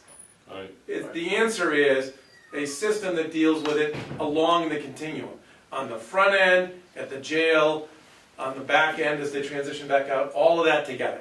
The other thing is if we focus on the patient, I'm going to, Yeah. instead of inmate, we're going to talk about it. Yeah. We focus on the patient. Yeah. And that's good, because that's where you got to address the issue.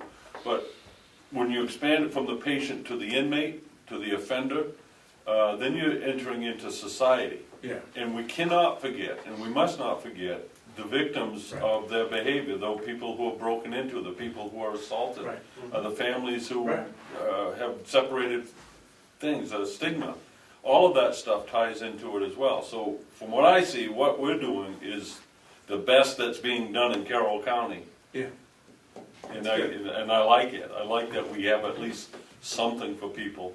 But I don't see, in the case of someone who needs 90 days, where we're doing them any favor to, when the courts give them a suspended sentence or does something that prevents them from getting access to the treatment that they need because, for whatever reason. I think it doesn't serve our communities at all when we're lenient. What someone may call lenient, I don't think it's lenient to put someone out there who needs help, and the only place they can get help is here, and the only way they can be here is to be held accountable for their crimes.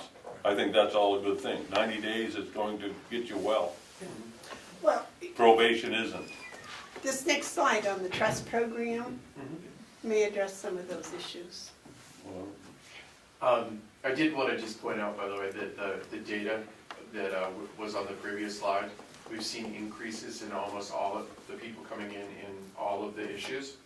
But the total is 42 people. So since September of 2016, we've had 42 people involved in our programs. What's the top headers? I can't make them up. This is the criminal thinking scale. And what we do is a pre-test and a post-test. When people are coming into the program, we give them some psychometric testing, which actually identifies their levels of criminogenic thinking. Okay, it's broken into 6 domains, which includes entitlement, justification, power orientation, cold-heartedness, criminal rationalization, and personal irresponsibility. Okay, and the scale goes up to 50. So 50 is the highest you can score. Okay, We have the normative data that's been used on thousands of people that have been incarcerated. And I think I've provided some of that information down at the bottom. So basically, we take a measure before people do the programming, and then we take another measure when they leave, and then we compare the results to see if their scores have changed. Higher is better. Lower is better. And lower is better on this scale. Yep, on this scale, lower is better. So for example, you know, let me see a good, okay, so participant number 2, under entitlement, went from a 15 to a 10, okay? Under justification, an 18 to a 15. Power orientation went from, I think, in the 30s down to 18, okay? Cold-heartedness is a measure that we often see go up, and I think that that's actually just a result of the environment, Yeah. where people aren't necessarily trusting the people that they live with. They don't have those same types of relationships with people. Social skills. Okay, so we track all of this data, and then at the end, like I said, we do the post-test, okay, and then if you look, there's average scores, so that you can have some comparisons. But really what we're seeing is almost universally that averages are going down, which is an indicator that we have had some effectiveness in changing some of the criminal patterns of thinking. These Okay. 8 people that you have here, how, do you know how long they were here? I don't know off the top of my head exactly how long their sentences were, but we know that they had the same programming dose, which was the 90 days. So at least 90 days. Yeah, so at least 90 days, because they had to complete the program. Yeah. Okay.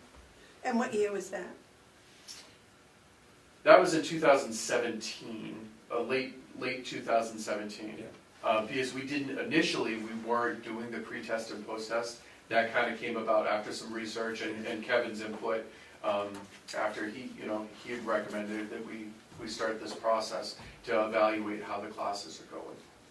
So at the end of the day, this helps you, their thinking processes improve, so their decision-making is getting better when they get out.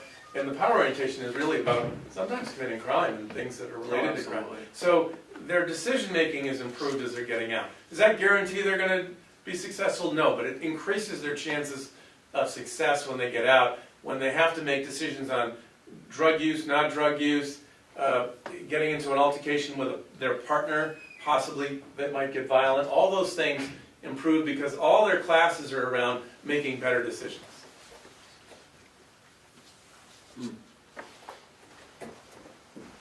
Excuse us. Okay. Sure. So, in terms of, the biographical data, I think we've kind of talked about why we're doing the program. Yeah. Some of the assessment tools, we're doing case management assessments, we're doing substance abuse assessments, we're doing mental health and the clinical pieces, right? The in-house portion of the treatment is 90 days of programming, okay? And then people that are on the probation long enough, we can do continued programming for up to a year, okay? And really what we try to do is, we're identifying individual needs. Yeah. And through our assessments, and we're trying to match people with the resources that assist them with those needs. Okay. And then in terms of the the outcome data, what we have right now is we're doing the psychometric testing to look at patterns of criminal thinking to see if there's a change there. And then as we get far enough out in terms of the graduates, then we'll start looking at the recidivism data to determine, if there's been an impact on that as well. Are these one-on-one classes or are these? Groups. Groups. And then you do individual too, but groups. You do both? You do both. So this data we know is positive. We know that so that back to Commissioner Babson's early question and other people's, this data is really looking solid. This data we think is going to be solid, but we don't know yet. We won't know for about 6 to 8 more months before we can do the first grouping back and do the evaluation on them. And we'll bring that back to you. So as soon as we've got that data, we'll bring it, this will be the first place it comes. Before it gets disseminated to anybody else, it'll be back to you all and then distributed other places once you've seen it, if that makes sense. So this is just an example of some of the biographical information that we're collecting, right? We're looking at age, gender, what county people are from, their proxy scores, the ORA scores, looking at recidivism.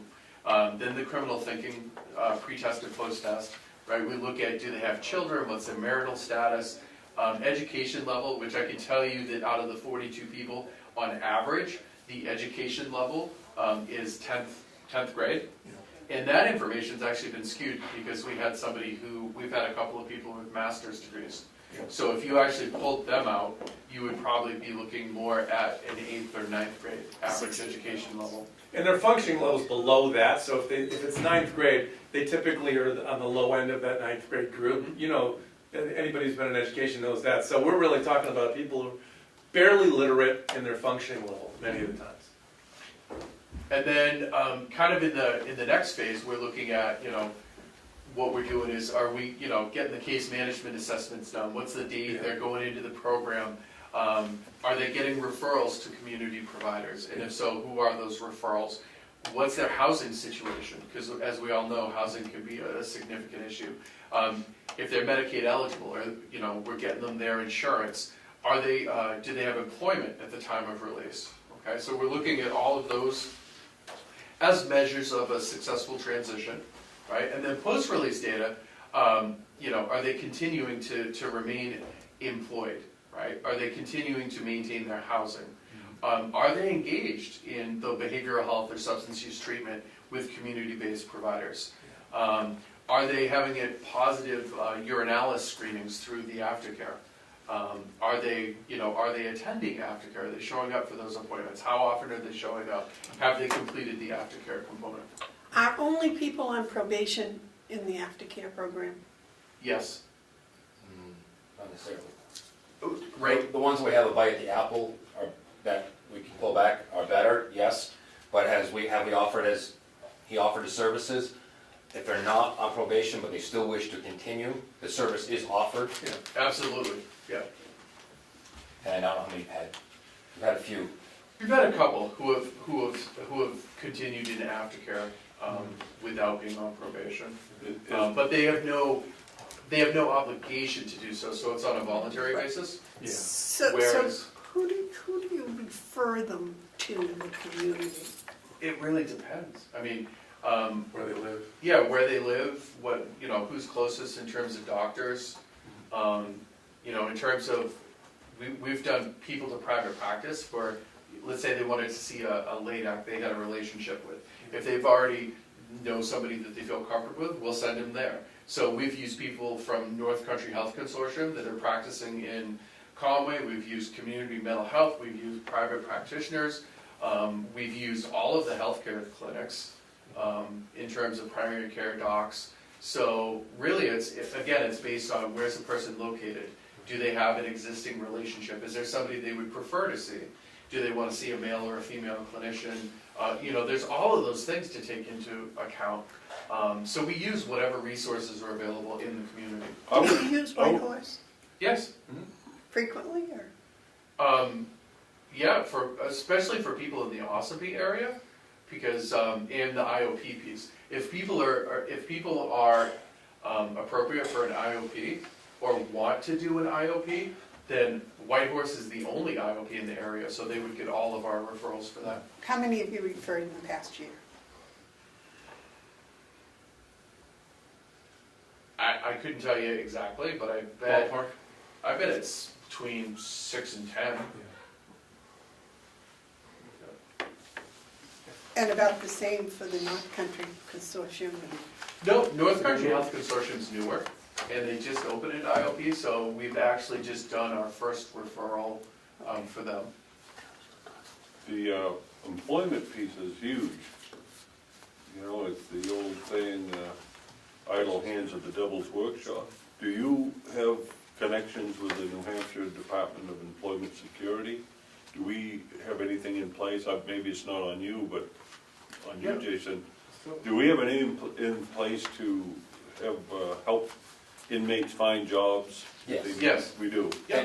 Jobs are easy to find, to tell you the truth, because they're looking, we get phone calls regularly if somebody's getting out, that there are jobs. We don't really have, we have not had difficulty finding them work. Hey, Okay, and so- I did so- meet with New Hampshire Employment Security. One of their representatives actually has programs specific to working with individuals that have been incarcerated. And I refer to her as appropriate if people are seeking work.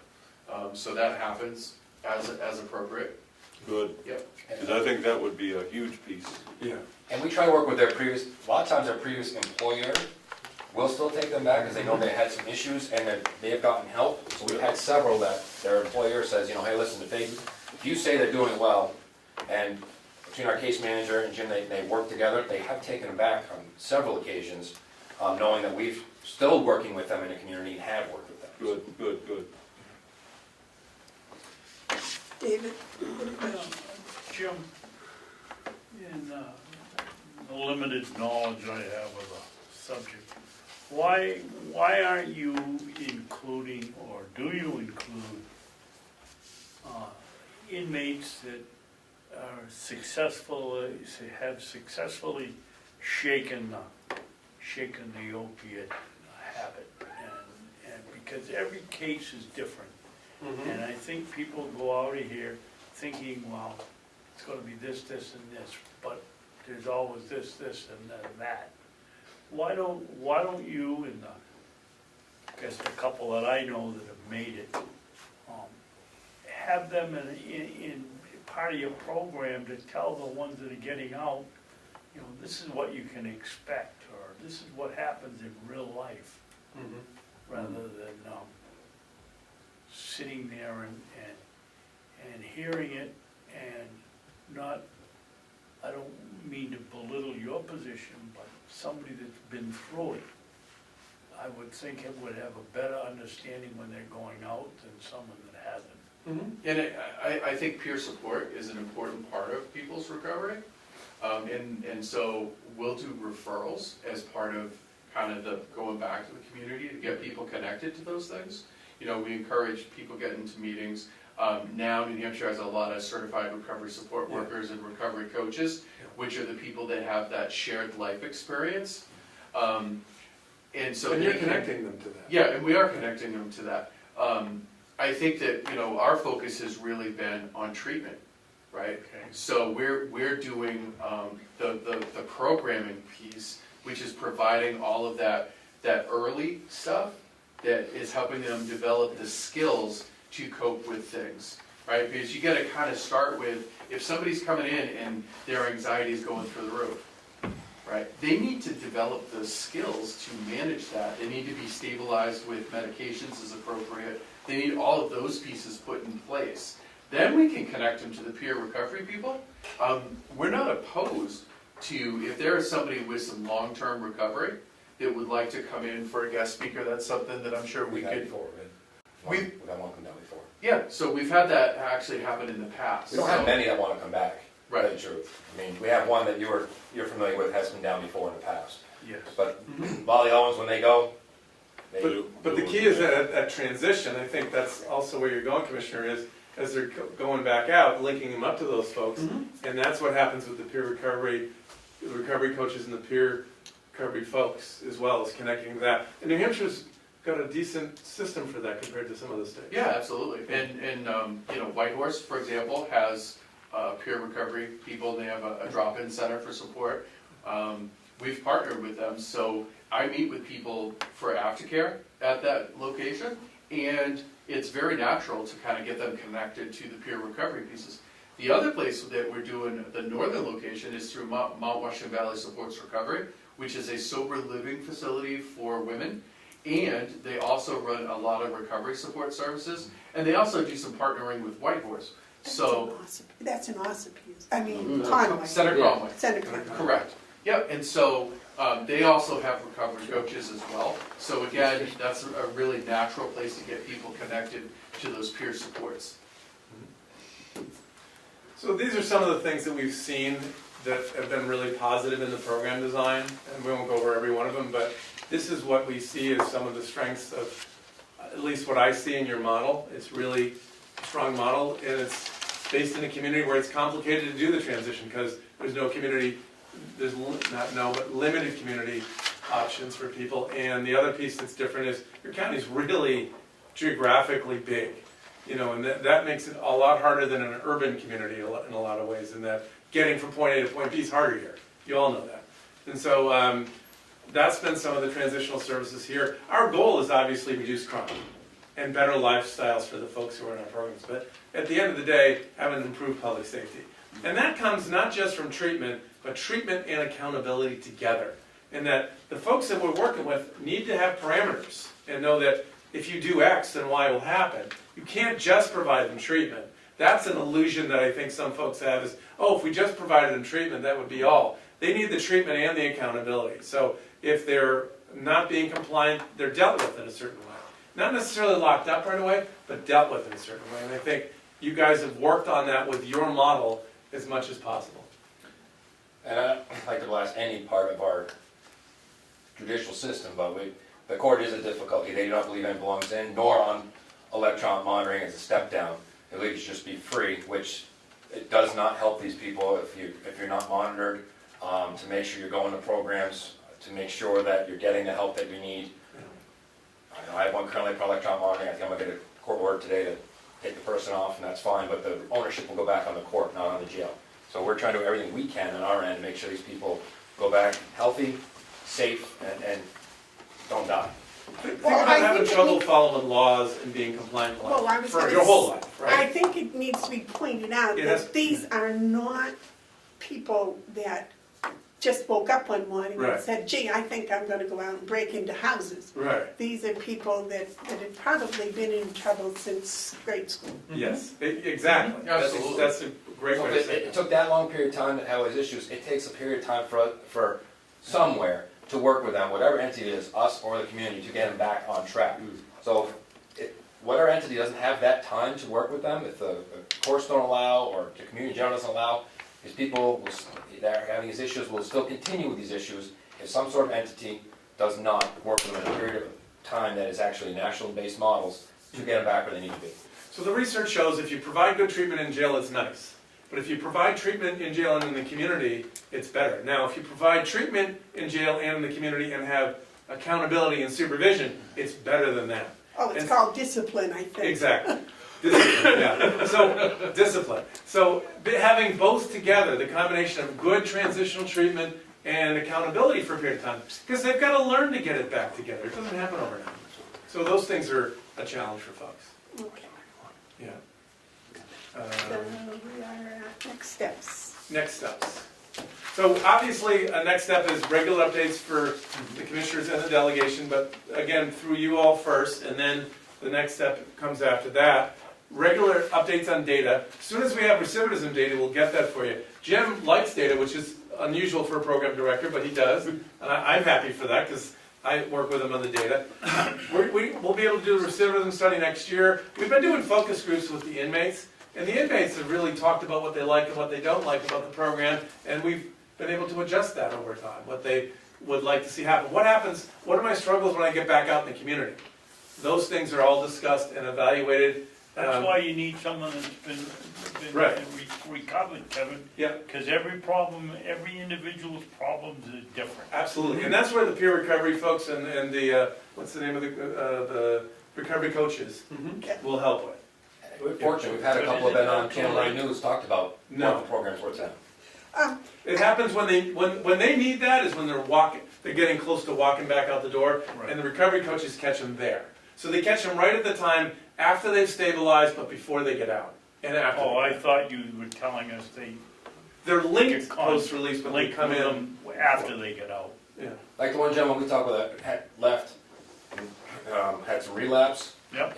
We tried to hook him up between, but left before we could do that because things got changed, and he had some issues out in the community, almost put himself back in jail, and then took that piece of scaring him to get back to where he needed to be. But if we could have linked him in between, but things had changed on some of his sentencing that we had no choice to let him go, and he wasn't ready. We weren't able to get that piece together because it happened too fast for us.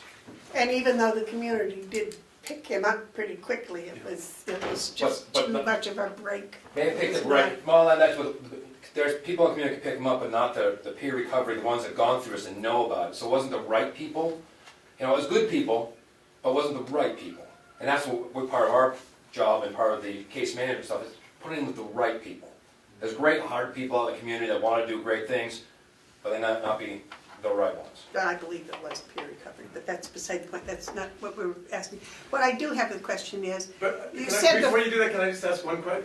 Earlier on, you all talked about, all three of you at different times talked about how it's going. What we should be able to do is provide you a report as we go along and say, here's the recidivism numbers, here's what we've done. Is this the right staffing pattern? Is it the staffing pattern we have now? Is it slightly less, more, whatever you think that is? And that's a point where I think you all, as commissioners and the delegation, evaluate how we're doing. And we want to be able to provide that to you with the recidivism study. And that should really tie it up for you and say, hey, are we doing better? Are we trending in the right direction, in the wrong direction? What are we doing? Do we need to change the program, change the staffing? And we want to be able to provide all of that to you. And we don't think we're that far away from that, probably 9 months away. well, and hopefully this question, you said you had talked to 42, you had dealt with 42 individuals here. Correct. Was that between 2016 and present? Yes, September 2016 to present. Now, you do a mental health evaluations on a much larger number than that, but that's the people in the full program. Those are the people in the Right. program, correct. But those are the ones that were actually sentenced. Yes. Yeah. Do you know how many of those were actually Carroll County sentenced people? Off the top of my head, I don't. Could be most of them, though. But, yeah, the majority of them have been. Yep. Okay. Now, I have some serious questions to ask you. Out of those 42 people, are you still in contact with any of them? Yes. Do you know Some are how still in many you're able to follow up on? What do you mean? Well, when they walk out the door, Mm-hmm. if they're on probation, you have some follow-up for a certain length of time. Correct. Yep. But it ends eventually. Yes. Some, when they walk out the door, aren't on probation. So are you able to call them up and say, okay, are you, Yeah, we in jail actually- again, or are you Yeah, we have. happy, joyous, and free, and married, and got 5 kids, or? With some of them, we can. Depends on, some have probably, since September 2016, have kind of moved out of state or whatever their situation is. But we actually have people that call the facility to say, hey, this is what I'm doing, just want to let you know. So we do have the ability and have stayed in contact with some individuals. But you don't have a regular follow-up? No. like, Every we 6 don't- months, send out a letter to say, how are you doing, or a questionnaire, or anything like that? No. No. May I suggest you might look at something like that? I know it's very difficult to do. I was a high school teacher, and we used to try to do it with our graduates, Mhm. and we would only get maybe a 40% return. But it was helpful, it was informative. Secondly, have any of these 40, however many people, 42 people overdosed and died? To my knowledge, none of them. So. Then my yeah. comment is, whatever we're spending is worth it. Mhm. Because that's not so of the general population. That's absolutely true. Gentlemen, do you have any other questions or comments? Yeah, I just, on this presentation and the work that you do, I want to begin by thanking you. I think it's amazing what you have done in the time that I've been here. For the 2 years that I've been here, I'll be getting done in a month. One of the proudest things that I think I can claim is being part of an organization led by Ken and Jason and the commissioners and the attorney to tackle this opioid crisis. 2 years ago, we were appropriately in a panic state. And about the same time you started up your work. In that time, the county has invested resources and attention and expertise to things like White Horse and the one up north, and just the raising the attention level. Your work has been quietly done in some quarters, but I think it's had a huge impact that probably in many ways are immeasurable, because the people who have gone through the program, who are affected by it, are those who we haven't met yet, the children of the the families, of the inmates, the extended family, the workplace. Everything is positive and the lights are on and it's looking like we're coming out of this dark tunnel. There's a long way to go, and it's not all on you guys, but I could sit here from my observation of this big county and say that Carroll County is a leader in addressing the difficulties of the opioid epidemic that is a scourge of this nation. And I'm very proud of each and every one of you, and I'm proud of myself and the Board of Commissioners for doing something, and that something has been very positive. So again, I thank you, and I pray for continued success and involvement. Thank you, and I think it's been with your support that this has all been possible, so thank you. Thank you, Jason. And there's more to do. We're just on Oh, the yeah, way. you want my list of suggestions? Yeah, we got more to do. And the suggestions are helpful. Thank you. And, Unfortunately, every mother and teacher is an expert on this subject. No, I know. and maybe focus a little bit more on the value of work. Yeah. You know, baling hay is a good therapy session. No, there's no question about that. Thank you. Yep. Okay, could we have lights, please, so they can, Could we take a moment so they can pick up and I could use the facilities? yes, let's take a 5-minute recess. Where is the thermostat? I don't know, but it's off. Joe, is it? Over. I didn't get the plant. Huh? I didn't get the plant reset. Oh, I'm sorry.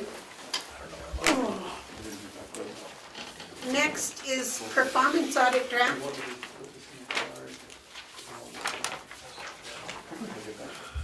In your packet is the draft of the performance audit. I thought it was amazing. In its, I also went through it, and there's a second copy with my comments on the first section. Everything we've done, I mean, out of the first 31, there's 4 that we need to address. Which 4 of those? I gotta ask you a question before you get into this. Is this the draft of the final, This is the draft. of the final? Is there more that they're gonna do? Yeah, they're gonna come back and look at staffing levels. Okay, because I was gonna But they say, said it was I found appropriate. this to be encouraging and quite revealing to, you know, where I have to say, so why did we spend $26,000 on this? We knew this. And then I got looking at it and I, boy, that's pretty thin for $26,000. That's almost like $1,000 a page. Actually, $2,000 a page, so there's more to come? No, they're only coming back because of these, I believe, on page, from page 12 on, they've identified some new things, best practice and the current state assessment. Is hiring being done quickly enough? Some staff believe the hiring process is taking too long, so they have to examine it to look at hiring records to determine. Okay, so there's more to come. Yes, is what Okay. I'm understanding. I have to make my comments and send it back to them. So as a draft, this is only for us. Currently, they sent it to us and the commissioners. That's what I mean, us, the commissioners, and you of course, but this is not a public document.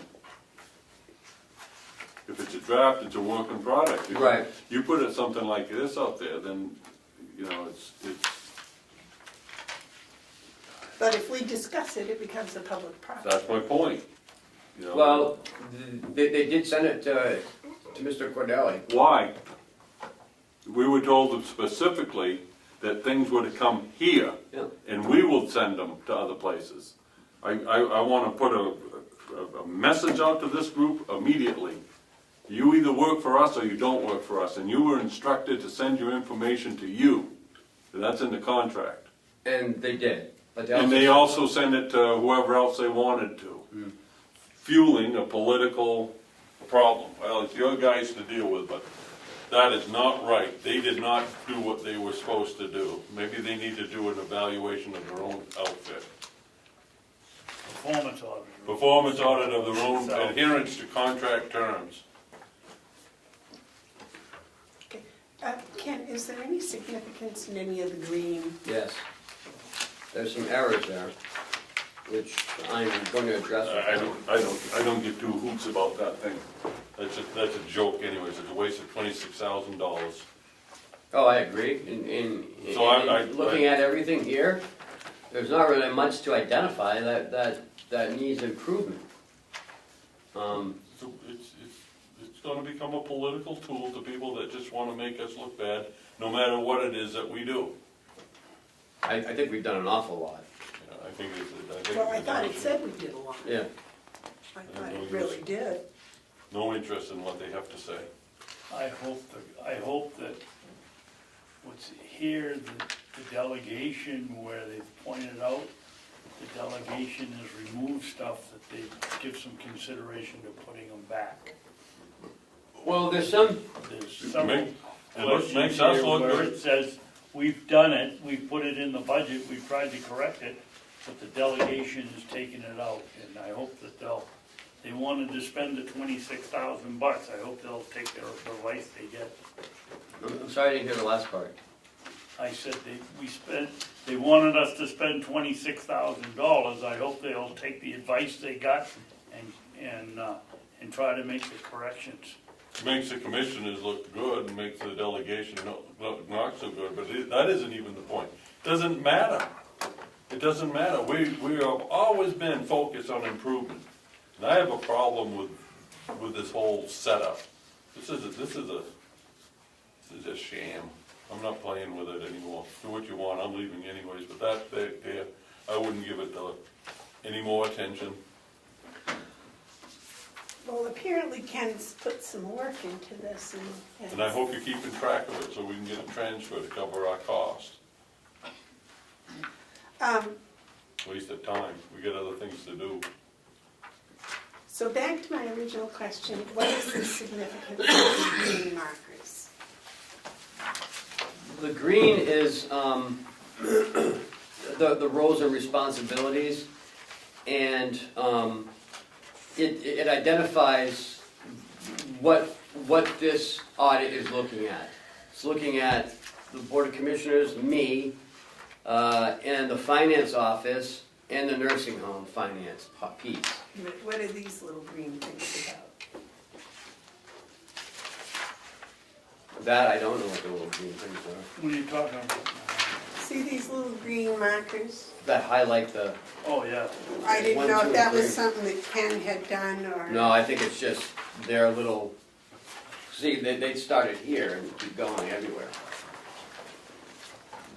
Maybe it's just a, sort of catch your eye, I don't know.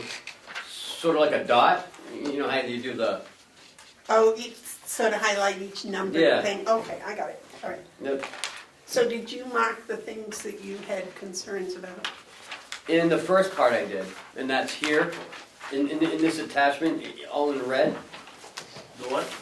In this attachment that I did, This little one? yes, Okay. for the first part, Is that the one that says human resources Yeah. at the top? Yep, the prior recommendation and the current state assessment, I went through all 31, and and I commented on them, either completed, ongoing, like this one here on 2.3. Now there's two 2.3s in this. Yeah. Oh, but is this what you gave the delegation? No, I just did this last week, Okay, and I just finished it this morning. okay. Okay. The county should adopt a policy of routine review and updating of job descriptions to ensure review of each job description every 3 to 5 years. And they said that job descriptions are not reviewed. So I said, well, we began reviewing them on 10/17 of this year. We started with the DPW. and we were gonna keep going, but other stuff came up, so, you know, we are doing that. Okay, so And then, in red, as you go through this attachment that I created, on the last Where's the red? the last 3 pages. Oh, okay.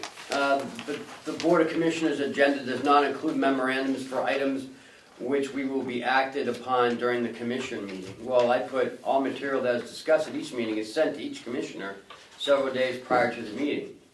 So that's something they have not, that needs to be corrected. okay, which number was that? I'm sorry, I missed. 3.8. And Kenny, what about the purchasing, you know, having a, Let's just say. something that shows that we're not getting hosed on a bid on the 5, you didn't have that, Yeah, that's on, that isn't in red. You didn't change it, I guess. which one was that? Or is this just on human resources? This is the first section. I have not identified yet the new stuff that they've done, Okay. which is on page, Okay. which is on page 12 and on. Do we have a deadline as to No. answering this draft? No. May I suggest that maybe we spend the next week looking over what you had written here? And if you have other things, you said you haven't Yeah, I still have to gotten to, identify If from you- page 12 on. get to those and send us copies of Okay. those. And then we could discuss it next week. Would that be better, David? Give you a chance to. I've already read it, so, You've read everything that Ken put on here? yes. All his updates and everything? Yep. The red stuff and everything that he put on this one? No, I haven't read that one, I've read this one. Well, that's what I was saying, if we could, he's got more to do, he said. Yeah, he hasn't, that's why I was asking about the purchasing. They said- You mean number 16? The county has a purchasing policy which requires commissioners' approval for any purchase over 2,500, Yeah, and anything over 5,000 must go to bid unless the commissioners unanimously agree to waive this requirement. This may be out of line with comparable counties and too restrictive to facilitate efficient procurement. Where are you? I'm sorry, I'm Maybe, but it lost. may not be. On page 14, that's what I'm You know, looking at. that's the thing, that's an opinion of someone who doesn't know us. This thing is of no value. I agree. well, I think it is of value from a negative point. It shows that the delegation wasted the money. We've been telling them what we've been doing. Oh, for sure, there's It definitely shows- political The benefit value. is it shows how they wasted the money. There's a huge amount of political value. I could make hay with this report if I wanted to politicize the whole thing. But for them to come in and to critique, they don't have any standing, they don't have any understanding of what we do. We have a good purchasing program where everyone is taking a look at everything before we commit taxpayers' money, public money into a purchase. And we have thought it out and we adjust it as necessary, and for them to come in and write a sentence like that, and it's ridiculous, and, you know, you guys have to deal with it, thank God I don't, but this is the type of stuff that really takes up our valuable time, and there's no value, no return for any of this stuff. I hope this conversation, this agenda item is over with quickly today, because there must be something more important to do. Well, that's why, Laundry. that's my suggestion, was to wait a week and let Ken finish it, his work, and to let us have a time to digest his work and what he's saying, and if we have anything to add to that. Because I do think that we should make any responses before it goes to final edition. Mhm. I don't think that we should just go, oh, we don't care, and just let it go in as something that's not addressed. Well, that's something you guys have to deal with, but I don't care about it. David, What? what do do you think about waiting a week and letting Ken finish and letting Well, us yeah, add any additions or Yeah. corrections we might and then I have? think we should go over with them, and if we have any additional comments, We can all bring it in next put Tuesday. them in there. Tuesday, right? Because when you look at 16, it's the law. Yes. 5,000 is the law. Yeah, they don't know what they're doing. 2,500 is our. Right. They don't know what they're doing. That thing is just, And the first sentence is wrong. The county has a purchasing policy which requires commissioners' approval for any purchase over $2,500. That's not what Right. it is. It's just come in with something off the internet that shows if you're gonna buy something, and it's only for items that aren't bought on a continuing basis. It's just a little protection for the commissioners. This statement's wrong. it's a very good policy. Well, that's why I think those issues, we should point them out, and we should have the backup, the policy in hand, and when the people, they're coming back in when. But they didn't say. But when we invite them back in, when we're ready, and we say, look, here are our comments, here's the facts to back them up. You know, we've done half your work now, like $13,000, but This is all on the delegation and they're That's right. spending $26,000.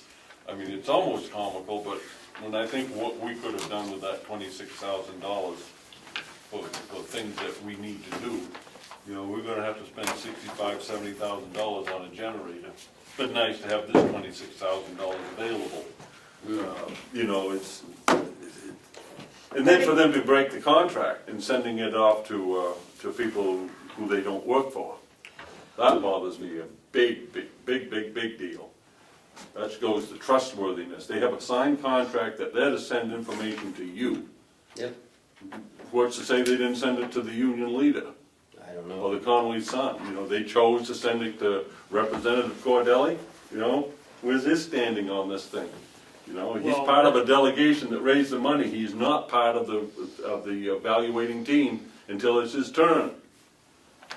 That really bothers me, really bothers me. David? It was in the, It's a setup. it was in the bid proposal, as I recall, that all information would go to Representative Cordelli. We changed We that. changed it. We changed it. Right. And they didn't do it. This is a setup job if I ever saw one. Well, I think there's an awful lot of positive stuff in there that says that we've Not for done a the lot of delegation. positive There's things. not anything positive for the delegation. You Jason? want in on this? Not really, but I would just add, was this the previous delegation, not the one that's gonna be sworn in on Monday? I'm just making that clarification. I don't- Yes. This is the previous delegation. The previous delegation appropriated by themselves, not with us, they passed a law so that they could do it. And they, you know, they $26,000 that they authorized to spend. They went out and they got bids and they brought them to us. And we signed the contract on behalf of the county. I shouldn't have, I knew then I shouldn't have, but I went along with it. And, you know, 14 pages of bull. You know, that's $2,000 a page. Well, and this was the only bid. Yeah, no one, you know, this is, we gave them $26,000 for nothing. Nothing. We didn't get anything of value back. $26,000, what'd you get for it? Nothing. Okay, can we move on to the next? Yeah, I'll be bringing it up over the course of the next few months as a citizen. I have a request here for a 2018, for a resolution for the 2018 audit. That's good. I read that. That's, It's the same one as last time. maybe we won't be taken to court. No, something else. Yeah, some of them will. But like Mr. Henry just pointed out, it is a different delegation. Madam Chairman, I'd like to make a motion. Yes, sir. I make a motion that we reauthorize and send the following resolution. Whereas RSA 28(3)A provides for the engagement of a qualified CPA for the purpose of conducting an audit of the county books, and whereas the same RSA requires the audit to be completed by March 31st, 2019, and time is of the essence, and whereas the Board of Commissioners desire to engage the services of Melanson Heath to perform such audit, therefore be it resolved that the Board of Commissioners request the Honorable Delegation approve the engagement of Melanson Heath as soon as possible for the purpose of conducting an audit. Attested this the 5th day of December 2018 by the Commissioners. Second. Is there any discussion? Even with this, it's going to be hard to comply with the RSA that requires this to be done March 31st, 2019. The delegation in the general court would be wise to change that to September 31st. Can I have a question? This says attest this 5th day of December 2018. They're not going to be able to do any business on December 5th except reorganization, correct? Today is Madam December Chairman, 5th. Madam We're Chairman, asking point you of to order. do- Yes, We have a David. motion on the floor, we can get to this letter when the time comes up. Well, no, I was talking about this motion. I didn't know about the date. That just says this is when we ask. Right. That's for today. And if they don't answer until March 23rd, then when they take us to court for not having it done by March 31st, we can show this letter and say, We Okay, sent it to you on the 5th of December. is there any other further discussion on the motion? this is the original deal. If not, all those in favor of the motion say aye. Aye. You got the one to be signed? Yeah, he's got the one with the color. Ah. Who does? I did. Ken just gives us black Good- and white, good and he resolution. keeps color Thanks for having himself. Well, I wanted to get ready. that. Yeah. You can't do it any faster than the day that they're sworn in. An hour after they've been in office for an hour. They got sworn in at 10, so we should probably take a moment of celebration that we now have a new delegation. Oh my goodness, Long live the new delegation. Dun, dun, dun, dun, dun. I forgot. Hope springs eternal. Okay, we have a request for additional delegation meeting letter. Yes, Who is this addressed to? the chairman, Well, when are you mailing it? I'm mailing it today, tomorrow. so- I think it should go to the clerk. Oh, you mean the new chairman? Yes, You you don't, Do we know, we don't know that who it is is. yet. know who it is. So you should send it to the clerk, who will disseminate it, Who's the clerk? at Butler.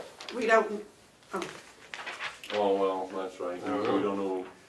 I don't wanna put it on the screen, but I think those should do something. Yeah, I do too.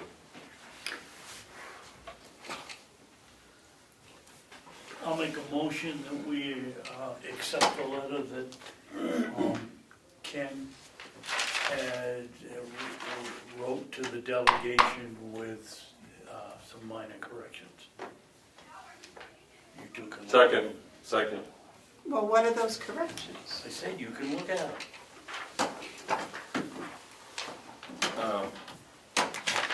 But I would also say that you said to send it, just address it to delegation members and send it to all of them. Okay, Because, do you have their email addresses? oh yeah. Yep, I've been emailing them all. All the new ones? Yes, Good. I emailed everyone, the MS-45, I emailed them the new Transfers. budgets and stuff like that. Oh, that goes down here on the second line, right, David? This, and that Goes pen right goes down, down here yeah. on the second line. All right, I'm sorry. Just read it a little better. Let me just change it on my copy.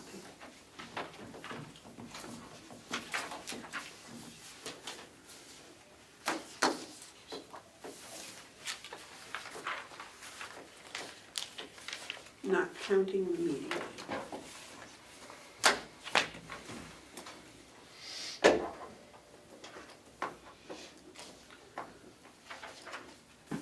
So who are we gonna send this to? I guess all the delegation, because we don't know who the chairman will be. All new delegation Mhm. members? Or we don't know who the clerk's gonna be We either. don't know anybody. So we just send it to all the new But we need to get the meeting set because we have to post it. Right. 7 days? 7 clear days, it can't count the day of the meeting. And So that's how I this- would do it. Can it count the day of the posting? one or the other. You can count the day of the meeting, but you can't count the day of the posting, or you can't count the day of the posting. Liz says that we should be on the safe side and not count both days, You should cut these. So you should make it 9 days. or 8, yeah, just to be safe. That's why I'm asking Yeah, for 10 clear days. Because if we, when we go out to bond for our tan, it needs to be 7 clear days. We got caught 2 years ago with that. Yep. Yeah. And we had to have another meeting, right. right? Well, I think that's good, good letter. So did he change the 7? No, it says, I mean, it's posted more than 7 days, I've just asked for more than 7 days. This recent meeting it's only been in there for 6 days, but what's gonna happen on Monday is and, you know, I spoke to Liz in detail about this, because I'm concerned about the TAN request, I'm concerned about the Siemens request for the 3.5 million. This all has to go through legal counsel, and they look at the days, if it's posted, how many days have been posted. So Monday is only for organization. Also, Melissa did post it for the commissioner's public hearing on the budget. That can move forward, that only needs 3 days of posting. Okay, so the public. So that's why, you know, we can do that. Anything else, I don't feel it'll pass muster. Mm-hmm, that's good enough for me. David? Couple of questions. Doesn't publishing it in the House Journal void the requirement for 3 days on the budget hearing? No, it says on the budget hearing, it's gotta be three days in the paper. We're talking about different things, because Well, I understand that, but what's the law say for the public hearing, commissioner's estimates, 3 days? yes, for publication in newspaper of general circulation in the county at least 3 days prior It to the was in date of the today's hearing. paper. I saw it in today's paper. It was in yesterday's paper too. It was, okay, so that's 2 days already. Yeah. So we're doing it. Yes, that's fine, that can go forward, and so can the organization, because they don't need to post that. And the towns have their budgets. Yes, they've all received it, we sent them out weeks ago. This is the other business, and the most important one Right, is the TAN. is the TAN, and any type of funding Yep, has to have the 7-day, yep, the Siemens contract and the Yep, all TAN that. is, yeah. So if they stray off the reservation in this meeting, whose responsibility is it to, point of order, Chairman, that, that's not a legal topic today? Whose responsibility is it? Amanda's, is it yours? I think that they can ask questions about the budget, as long as they don't vote, I think. Right, Oh, can't they vote on the budget? No. No, you can't, no, they can't for 28 days. not until January. Right, it has to rest 28 days. Right, but I mean, yes. They can discuss it. Oh, yeah, anyone. I hope they do. Because it is a public hearing. Sure. And they've all got copies of the budget, right? Yes. So they can discuss the budget and the delegation. So, David, that's a good question. Well, thank you. Is someone gonna answer it? Well, I don't have an answer. Do you? No? So give me the question one more time, because I'm I confused. said if we get to the point where the delegation, new delegation, strays off the reservation, I don't know how they're gonna get off by pony, by four-wheel drive, but if they get off the subject, whose responsibility is it to say, Chairman, this, point of order, this is not to be discussed today? I think it can be discussed. You just can't vote. You can't take That's action for the budget, but Not for anything, I think, right? for any, for anything if it's not posted as It's an a, illegal meeting. yeah, and so that's why you need the second one. You need, That's why I'm asking for the second one. right, the first I one. understand So that, it- but so what if you you're do- telling me that if they can to go and discuss anything they want in an illegally posted meeting, and as long as they don't vote. It's not an illegally posted meeting, number one. Yes, it is, if they talk about, if they get going and they get in the budget and they start talking about, well, we're gonna close down the farm, or. No, they can talk about, they should stick to their agenda, but they could talk about the wall across Mexico. They just can't take action. That's why, So what to answer your question, what I would suggest is whoever's here, if it looks like they're going that, I would say, Madam Chairman, may I point of order, and they'll recognize you, and I said, Madam Chairman, that was a hope, that, you know, it's okay to discuss this as long as you don't take any official action. Just show them where their line is. You can't take action, you can talk about it. Usually at that point, people don't wanna talk about it, because they want to follow it up with action. Okay. But just, or if they look like they're going to, just say point of order, that's not an appropriate motion for this meeting, because it hasn't been duly posted. My question is, or was, whose responsibility is it to warn the chairman, the new chairman, that they're doing something that may not be right? I would say the chairman of the commissioners, Okay. or the vice chairman, I don't mind. if they're so inclined. I don't mind. I have let Melissa know, because I did tell her I was talking to Liz and that I would let her know. So I've told her, and she says it sounds reasonable. So maybe it will be her that can do it. If not, it can be you. You know, part of your job is to make sure that all of us, include the delegation, don't do something wrong and end up breaking something that Well, I'm sure if the three commissioners and Ken and Melissa all stand up and say you can't inappropriate, that probably that might put an end to it. with this delegation.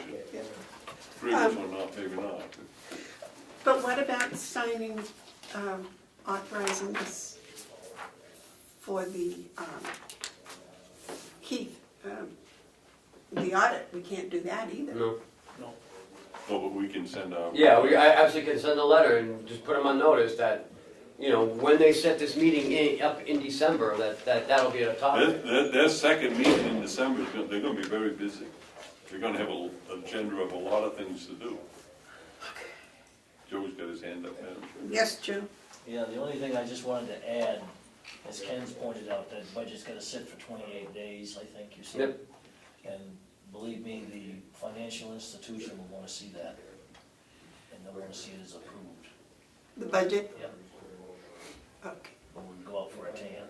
So when you send out the RFP, do you, Well, I you don't don't think I mention had- the budget, it's when the RFP comes back, right? If I may, I'm not sure about an RFP, because we did that last year, and we were told by either 2 or 3 of the institutions they had no interest. And one of the other ones, in the discussions with them, they didn't particularly care to do a line of credit. They wanted us to take it all at once, which we don't wanna do. So we more than likely be dealing with our current financial institution, which I don't have a problem with. I don't know if the commissioners have an issue with that or not.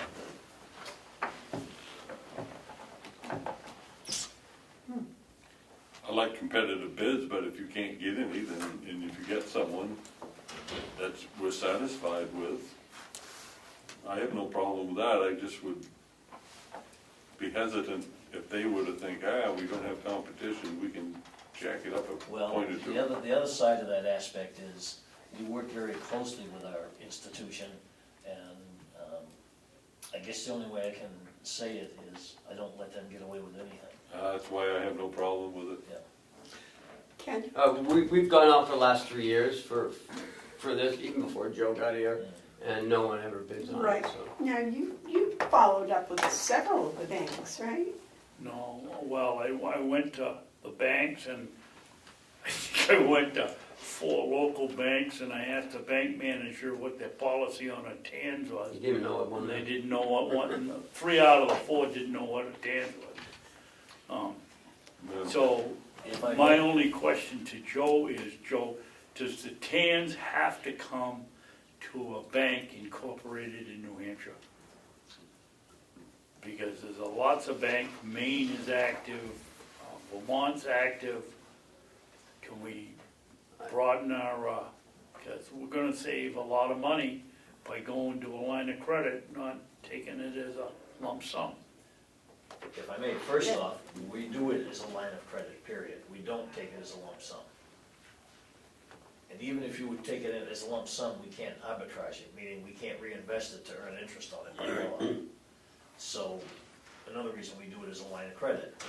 So, it's up to the financial institutions that we deal with as to whether or not they prefer to do it that way. And if they prefer not to do it that way, then that kind of rules out Right. doing business with them.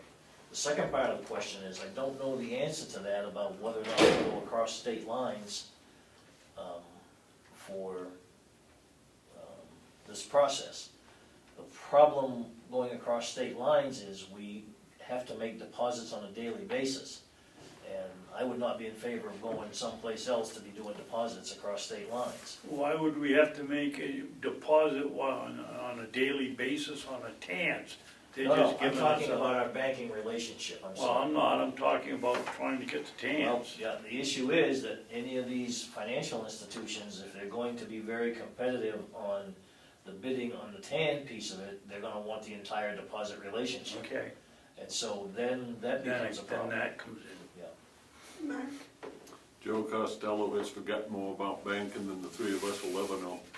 And I think it is to our advantage to listen to his expertise. Something as complicated as this, you gotta depend on relationships as much as you depend on rates. I have to think that we have been served well by Joe, and his recommendation carries big weight. I don't wanna go across state lines for a couple of reasons.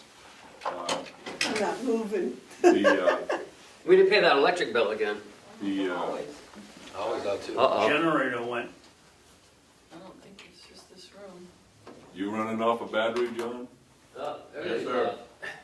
So the, how could I be so quick? so the matter of, I don't wanna go across state lines. We have enough bureaucracies and agencies and government oversight without having to worry about if we're complying with the state of Massachusetts, Connecticut, Rhode Island, or whoever. So I think it's, you know, we're in a position where we can rely on Treasurer Costello, and we should do it. I guess the other thing I'd like to remind the commissioners of too is that when we are in need of something, our current institution is very quick to respond. Yeah. And we're in the process of doing a $3.5 million transaction through that institution. We just financed some vehicles through that institution at a very, very competitive rate.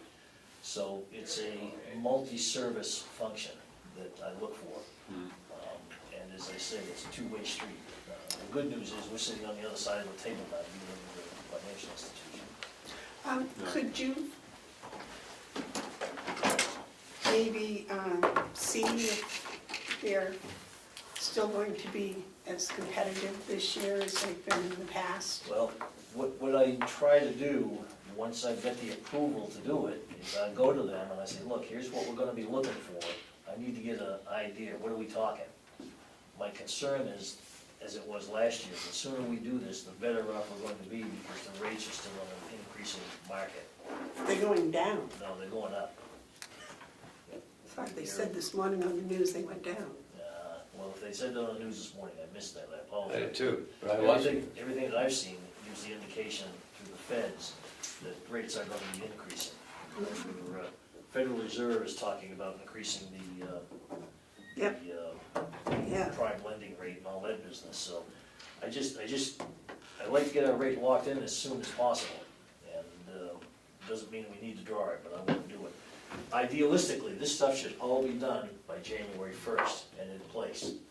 And you'll see in that report that may not be worth a damn, the discussion about we operate for the first 3 or 4 months without a budget, without approvals and so forth. And I'm not a big fan of that myself, but it's the way it's always been done. Doesn't mean it's always correct. So I think that those are the things that we need to move forward to, and that's why I decided to do this for another term, to hopefully get these things all in place with Ken's assistance. We'd have to change the law on that, because that's a law. Yeah, well, the issue that we've got, obviously, is you're running, I'm going off on a tangent here, I apologize. You're running the county without any approvals for approximately a 3-month period. Well, what you have is RSA, it's the same with municipality. That's The right. RSA gives you the approval to continue Yes, as long as you're not going off the reservation. correct. But, so we do have approval, but you're right, it's kind of like a gamble, Yeah.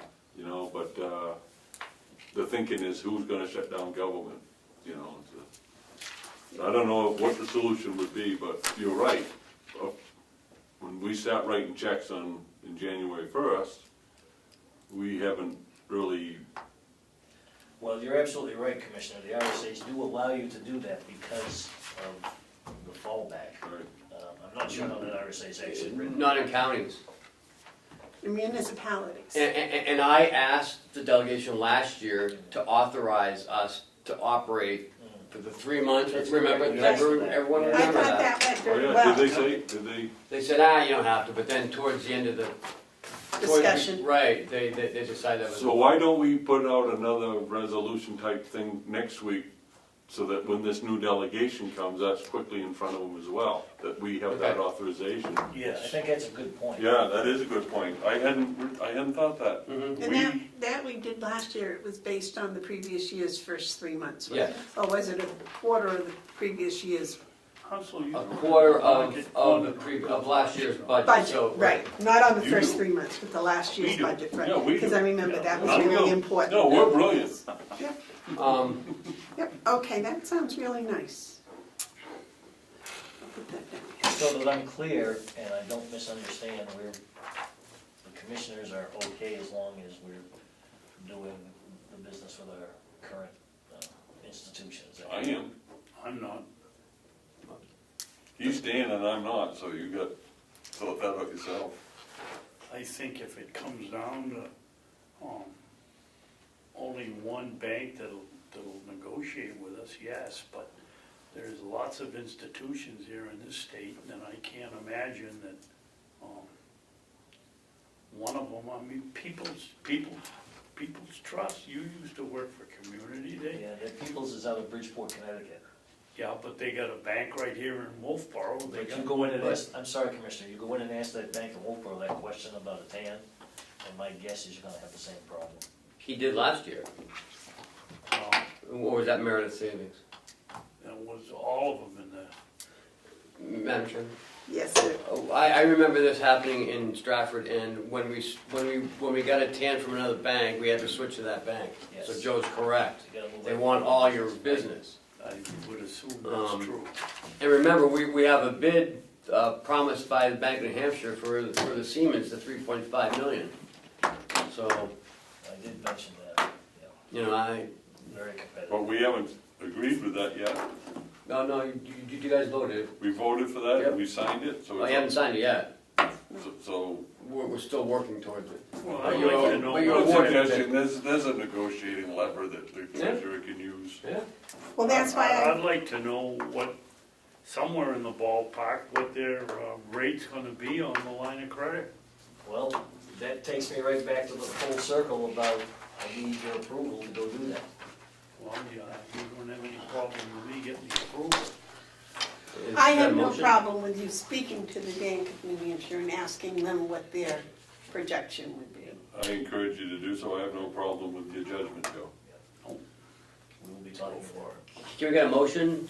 Because it's, I need it for the RSA type of thing. What do you want the motion to say, Joe? Say it and I'll make Yeah, it. I believe that it's important for the commissioners to give the authority of the treasurer to discuss the potential TAN obligation.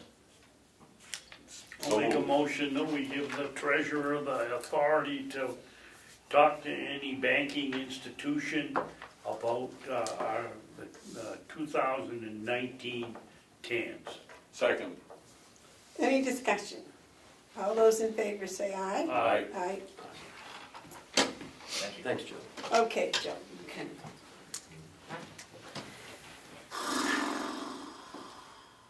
I have a- Okay, I have a line now wait a sheet. minute, now I just wanna point out that they were talking about the agenda didn't follow stuff that was on the agenda in this draft thing, and everyone was saying yes, but I think that was probably not on this agenda. What? We were talking about the agenda always following what we Oh, did, and the draft said that it wasn't so. And I was just gonna point out that I don't think giving Joe permission for the cans was on this It agenda. was not. it flowed from the conversation of the Where other does it say that we don't follow the This, agenda? this foolish thing here. It didn't say, it said that in there? That's what you just said. No, Yes, that I was, provide it, that's one of the things that you. documentation, didn't say you had to follow it. Let's not go back to that. Okay. Okay. Okay, next item on the business, Joe, do you have anything else for us? Not at the moment, thank you. Okay, Hale's location, Line item transfer, where is that? it just came in this morning. It's in your packet. Okay, It's request number 28 for the DPW. I'll make a motion that we approve the transfer number 28 for the Department of Public Works. Second, We're moving $767.68 from gas into salt. I get a question. Why do you do it to the penny? Why wouldn't you do enough? Why Yeah. wouldn't you do 800? I'm just curious. This came from Will, so I didn't. He's I watching didn't his, question it. he's watching his pennies. I guess but- so. But I think when you get down to transfers, you should round Okay, to a different all right, figure. we'll round up to 800. Madam Chairman, I'll make an amendment to request number 28, that the number from 767.68 be rounded to $800 in both the from line and in the to line. We don't need to make an amendment, why don't we just, I'll change the motion to 800. Okay? I'll withdraw my amendment. Request number 28, we approve request number 28 and change the amount to and from to $800. Second. all those in favor say aye. Aye. Where's the official one? Either one's official one, doesn't matter. Okay. And I took the names out, because I don't know who it's gonna be for the delegation side, so I left it blank. Whoever it is, they can fill it in. Yes, David. Ken, do you know why we are cutting it so close on sand and salt? We just need one more salt delivery. Did we get that stuff, remember the gentleman that came in and Yes, we did. performed for us and told us about all kinds of Salt, the new new salt? salt. Yes. Are we using that? Yes. Yes, Okay. we are. And we're using the little spreaders too. Yeah, okay, I thought we were, but I wanted to hear it.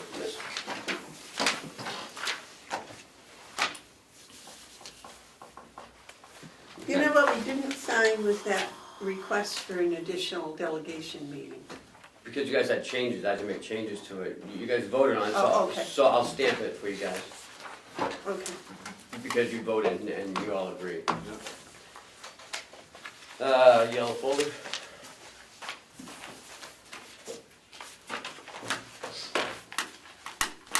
I received a invoice for $600 for the North Country Council. We've never paid this, but this is a new invoice, we never pay it. I don't even know what it's for. No, you don't do that, that's not, we don't have anyone going there. Yeah, They're just collecting money to keep themselves afloat because they're, I won't say it on TV, but, no, I don't support This is that. for Hale's location? No, that's right here. Oh, that's for here? Yeah.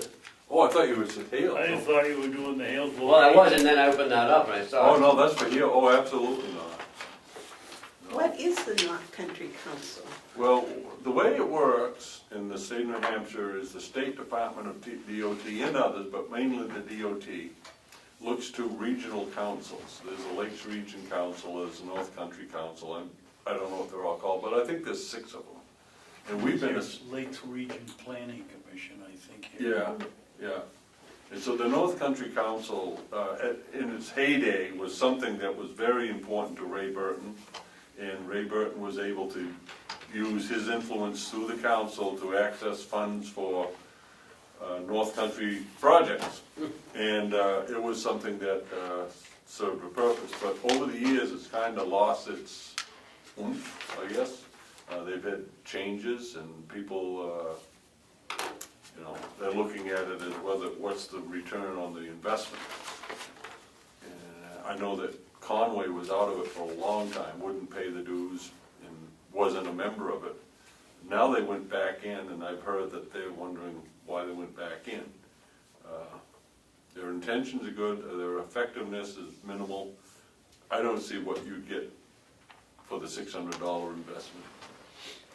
They ask for people to be representatives. If you were on that, you could send one of us, or one of you could be assigned as a representative, and they sit and they figure out where they want to make their recommendation to the 10-year plan. Basically what they do. And they do other things. I personally don't see the value of it. Haven't, for 20 years, I've never saw the value of it. Were we a member last year? No, I've never paid that before. Because this insinuates we were. No, I had Cheryl check and we've never made a payment to this company. They're digging deep to stay afloat, and they're looking for Okay. revenue. So it's no. I don't know, that's just I would yield to Commissioner You're Bevard saying it's like Lakes Region Planning Commission? in the same purposefulness. It tends to really help Coos County a lot. Coos County uses the services, Stark, Berlin, Highland, Orem. Hale's location is an invoice for Avatar Associates for the software. And I don't know why there's 2 of them. This is Hale's good? Yeah. Oh, it's the same, No, there are 2 different prices. Tax collection software. And that's the appraisal software. Okay, so there's 2 different types. she'll need this. You need this. Right? Yeah. And you can, I mean, you can't operate it. You can't collect taxes without the tax software. so do we vote on this? Is this how- Yeah, because you guys have to pay it.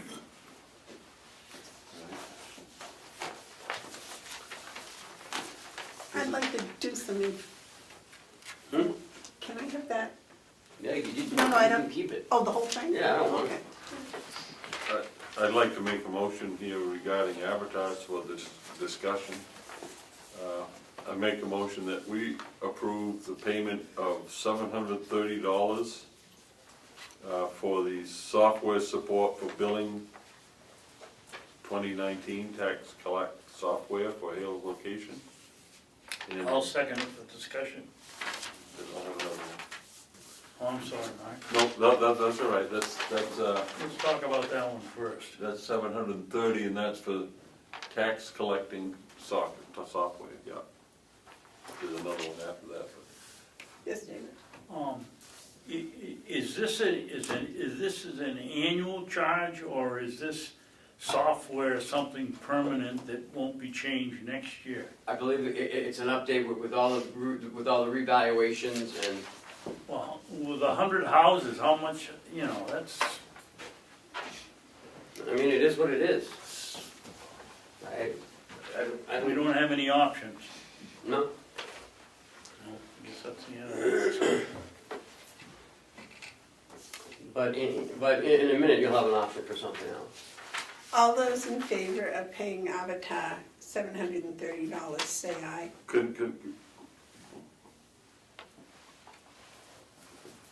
Is there more discussion?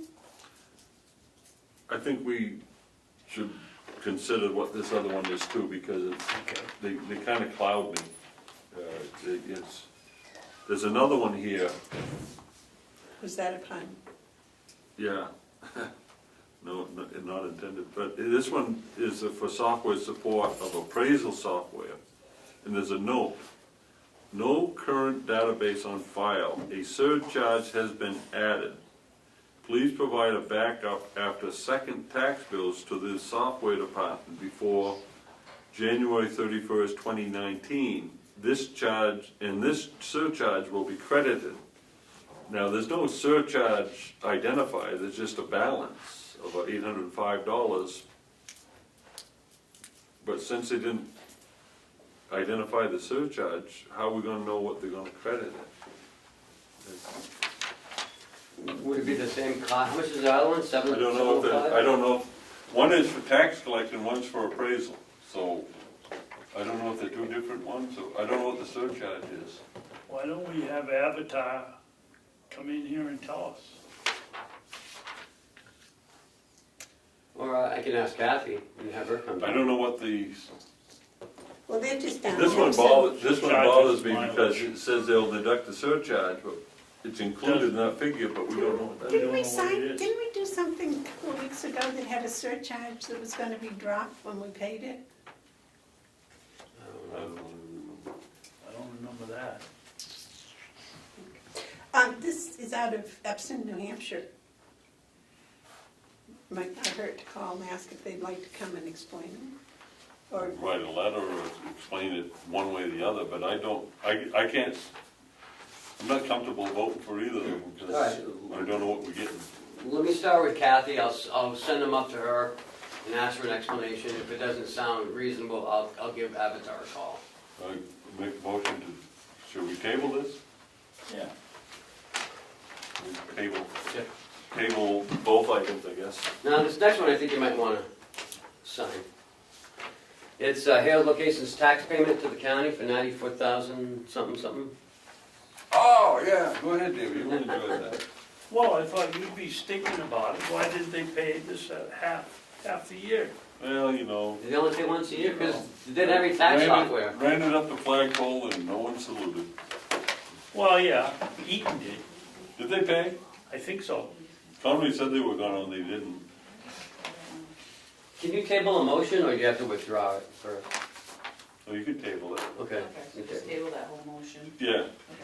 Did we vote? Did we vote to table? no, I'll make a motion that we pay, Wait, we gotta table this, vote on this table motion first. I thought we did. There was a motion to pay the $730, and then there was discussion, and it stopped there. I'll make a motion to table, second. so that'll show up on the agenda. Motion's been made and seconded to table. All those in favor say aye. Aye. Aye. Good catch, Joe. I'll make a motion that we pay ourselves $94,368 with the money sent to us from tax collection, property tax collections from Carroll County, from Hale's location. Second. I'm tempted to make a motion that we return $40,000 to them, but that's for you guys to do. Okay, the motion's been made and seconded that we pay they didn't sign it. Oh, we have. Unless you decide. I have to sign it, jeez. Now I can make it sound like I'm gonna get $94,000. Where you are? Oh, whoops. Yeah.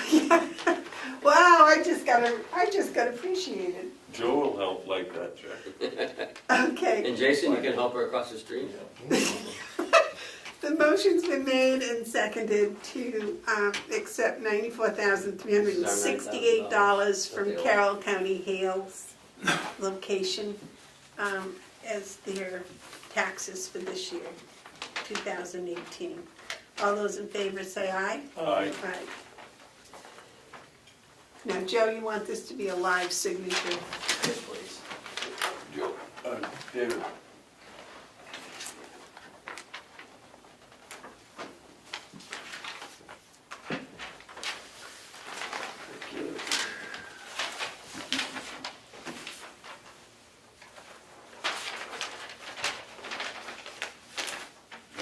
coming in pretty quick now. Yeah, I'll make That- a that's the motion second one. that we accept the $9,000 check from Hales Location to reimburse us for the cost of being,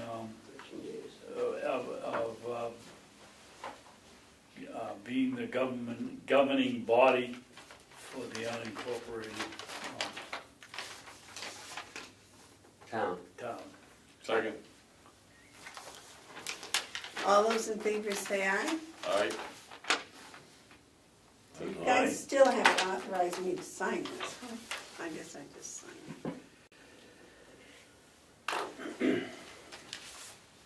Next one is for $26.22 for paid cash. Thank you. Make a motion that we approve $26.22 for transfer to petty cash through the issuance of check number 2196. Yeah, that's good. He's pretty good at it, isn't he? Second. All those in favor say aye. Aye. Now, I'd like to refer you to the monthly report from Hales Location. Maybe I don't know if I gave it to you. Yes, you did. I did, okay, good. I just refiled it. We received a complaint from a resident from Hales Location stating that he went to the office twice on Saturday, 2 Saturdays in a row, and was not opened. And I refer you to the monthly news, for the monthly report, November 3rd, the first one says at office. November 10th is the next Saturday, it doesn't say at office. November 17th doesn't say at office. November 20th doesn't say at office. The 27th doesn't say at office. 29th doesn't say at office. 30th doesn't say at office. December 1st, at office. So for 5 weeks, she was only at the office twice.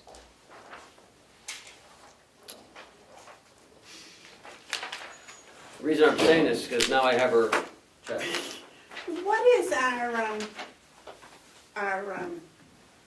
ongoing understanding with her? She's a month-by-month employee, right? Yes. And we were trying to change it, but everyone knows. But on a month-by-month Yes. basis, are we going by the old Yeah. standard, or? Yeah, she's Is open there any- Saturdays, from 12 to 2 or 10 to 2, 10 to 12, And that's the one we're still going on? yes. Because if you look at these 2 dates where she was at the office, November 3rd is a Saturday, and December 1st is a Saturday. 10th, 17th, and 24th. Did you say when he was there and when he wasn't there?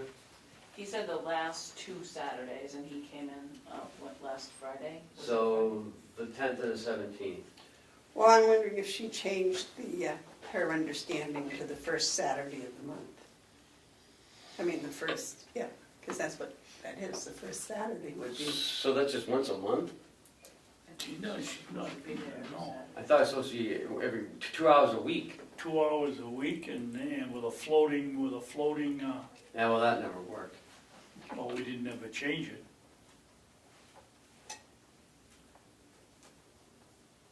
I think we should write her and ask her to confirm that she was in the office of the day she's charging us for. She must have made a telephone call, she must have done something to confirm. And that's another problem, there's no phone anymore for that place. Oh, okay.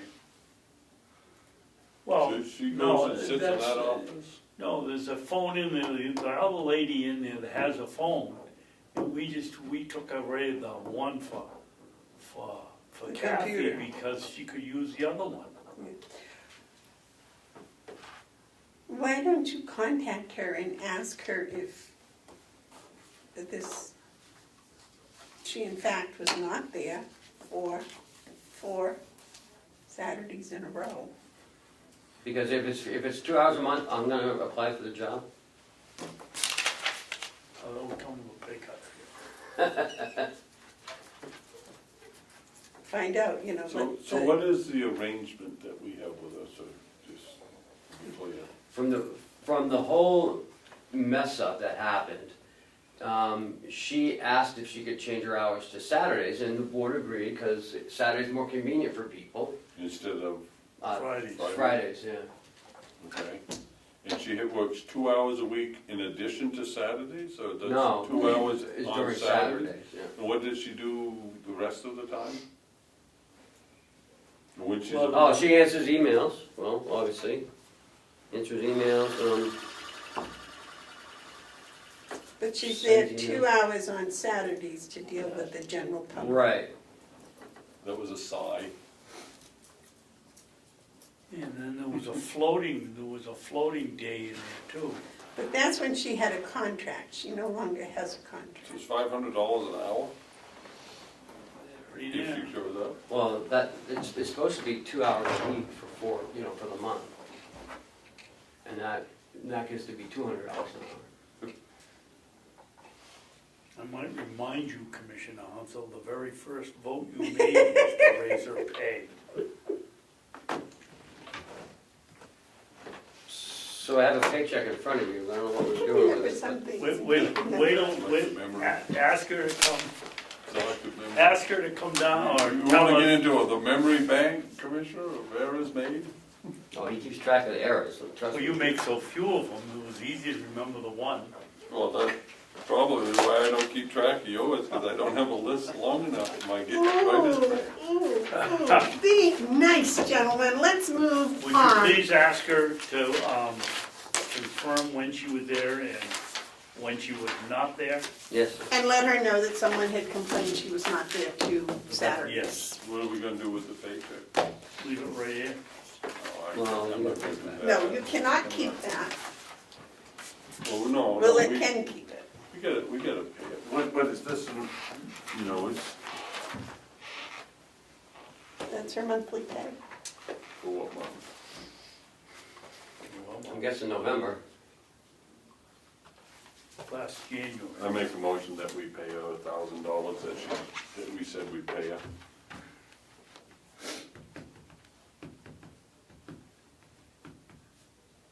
And then deal with everything else after? There's no second, so there's no motion. Oh. So it'll show that motion failed for lack of a second, please. I'll make a motion that we don't pay Kathy, what's her new name, Golding. Golding, her November payment until we have an opportunity to confirm she was either there or not there. Okay. I'll second that. Is there any discussion? All those in favor of the motion say aye. Aye. Aye. Those opposed? No, Anything else in the yellow folder? Received a bill from the town of Conway for Hale location elections. I mean, I believe we already paid this.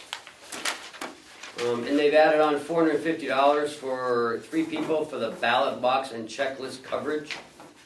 It says here, Hales did not provide volunteers for their elections. Charged them 3 people for ballot box and checklist coverage at $75 each. That must have been the November election. The bill was for, the invoice was for $6,004.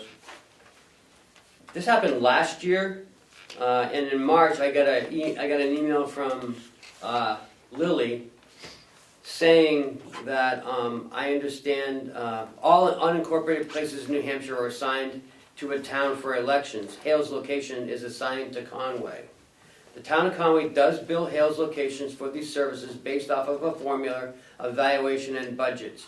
This money is taken in as general fund non-tax revenue in years that state office and federal elections are held.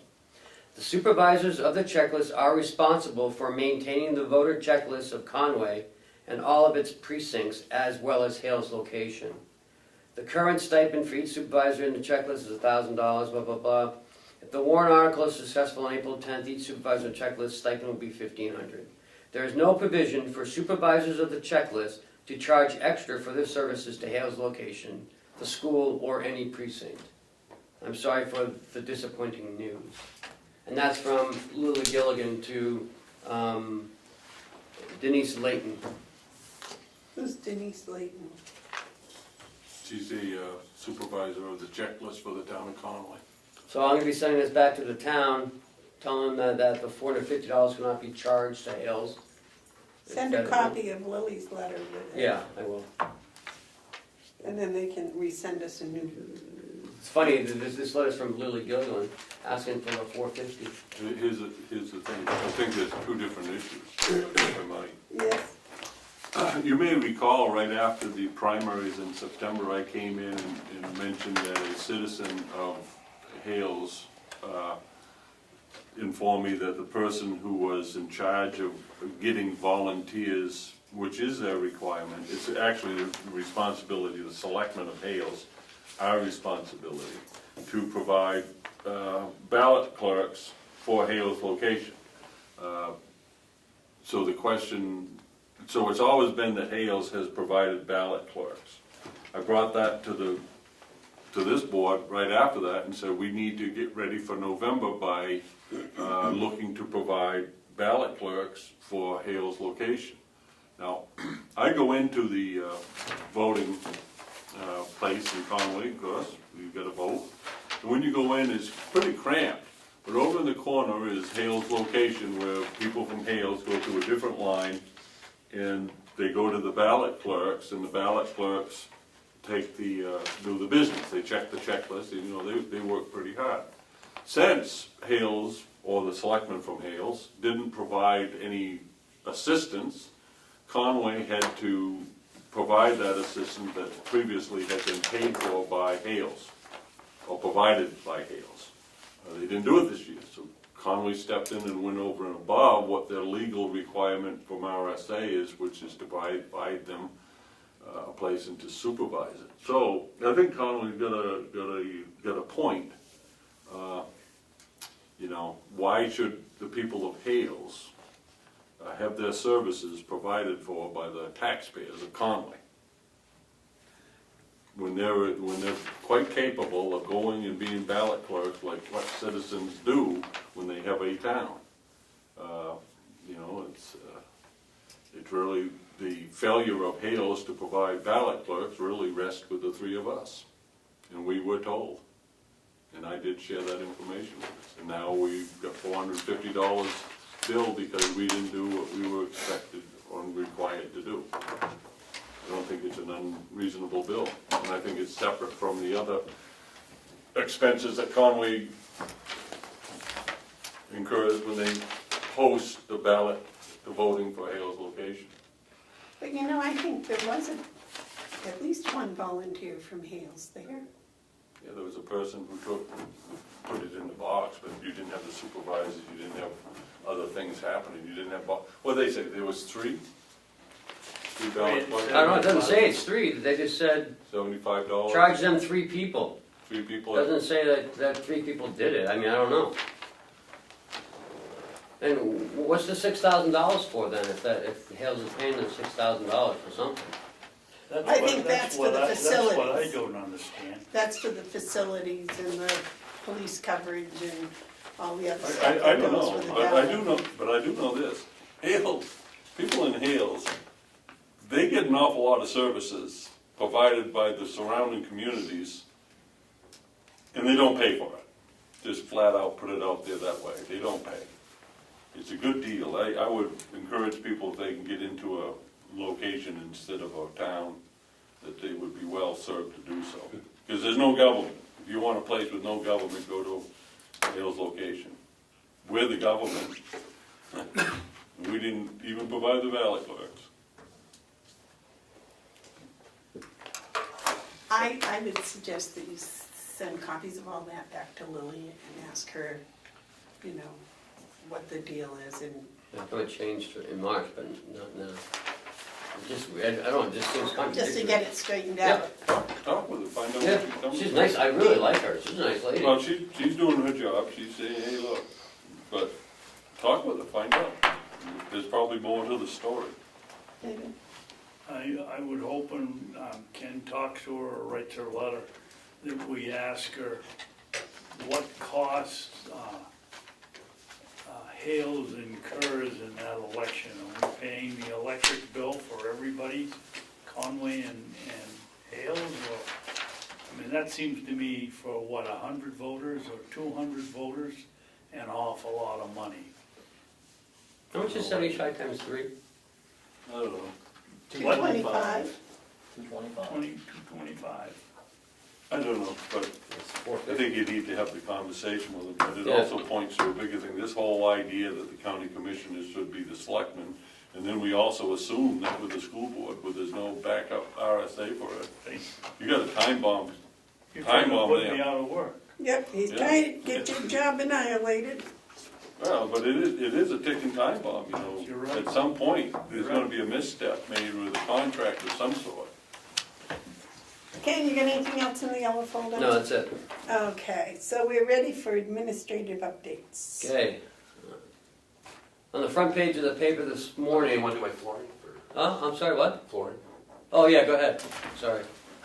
Sorry, we're not on the agenda, Jason. That's okay, this came to Ken late yesterday.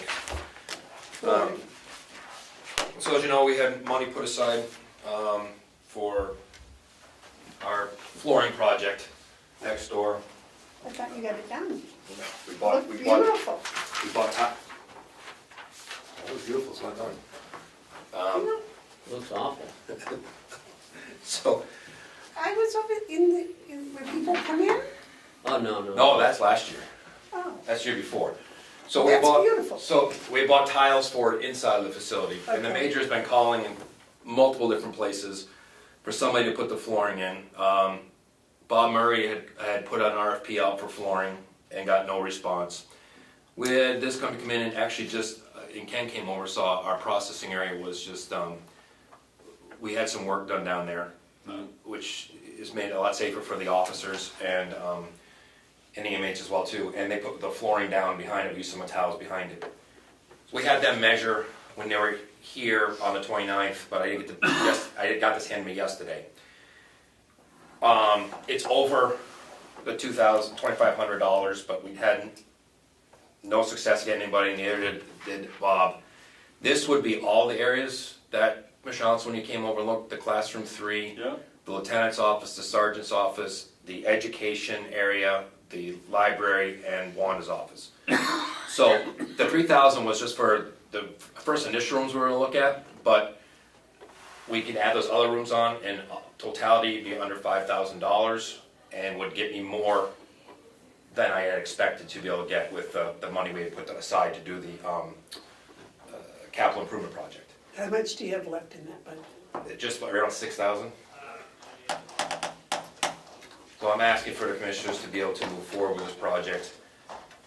I know it's, Point of information. Yes? If it's over $5,000, we have to be unanimous and we have to state a reason, but if it's $5,000, do we have to have it? It's 5,000 or 2,500. over. Okay, so I think we wanna make this 4,999. I'll pay the dollar out of pocket. Does that Pay include? for other things. You've already paid I for was the just gonna tiles, say right? that. We paid for most of the tiles already, yes. We went back a bit more. It's Is that very what it important costs? that it gets done, and if you get the money in the budget, you've got someone to do it. We do, and they have the time to, because this is the slow time it's about 14 days of labor is what they figure out. It's gonna take them, it's a lot of carpet to rip up. And, So state the motion and I'll make it. motion be to approve, Maine-made custom builders to do the flooring project for Carroll County Department of Corrections for $4,999. So moved. Second. For discussion. Okay, discussion? David? Yeah, Maine-made custom builders, are they a flooring contractor? Nope. They build houses, they do everything. They're from the ground up. They just put the tile right in actually our processing area. They did that. Yep, that we just had So built. we've had some experience with Yeah, that. they did it. Oh, okay. Very clean, did a great job, worked with our staff really well. That's fine, yeah. Did that I job go thought out it was to just a bid? new one. That job's under $2,500. That job didn't go out to bid, no. And when you get a chance, please come over and take a look at it. How many places did you send the bid? The major called at least 10 different places, plus the same flooring company we used last time, and Bob Murray put an RFP out for his flooring and got zero responses.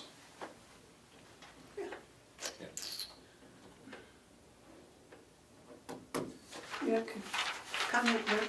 Yeah, earlier this year, you two put it on me that I was the inspector of the facilities, and I've gone through, I actually learned quite a bit. I would appreciate having that opportunity, and I can report again to you. We have filed the reports with the Attorney General as we're supposed to.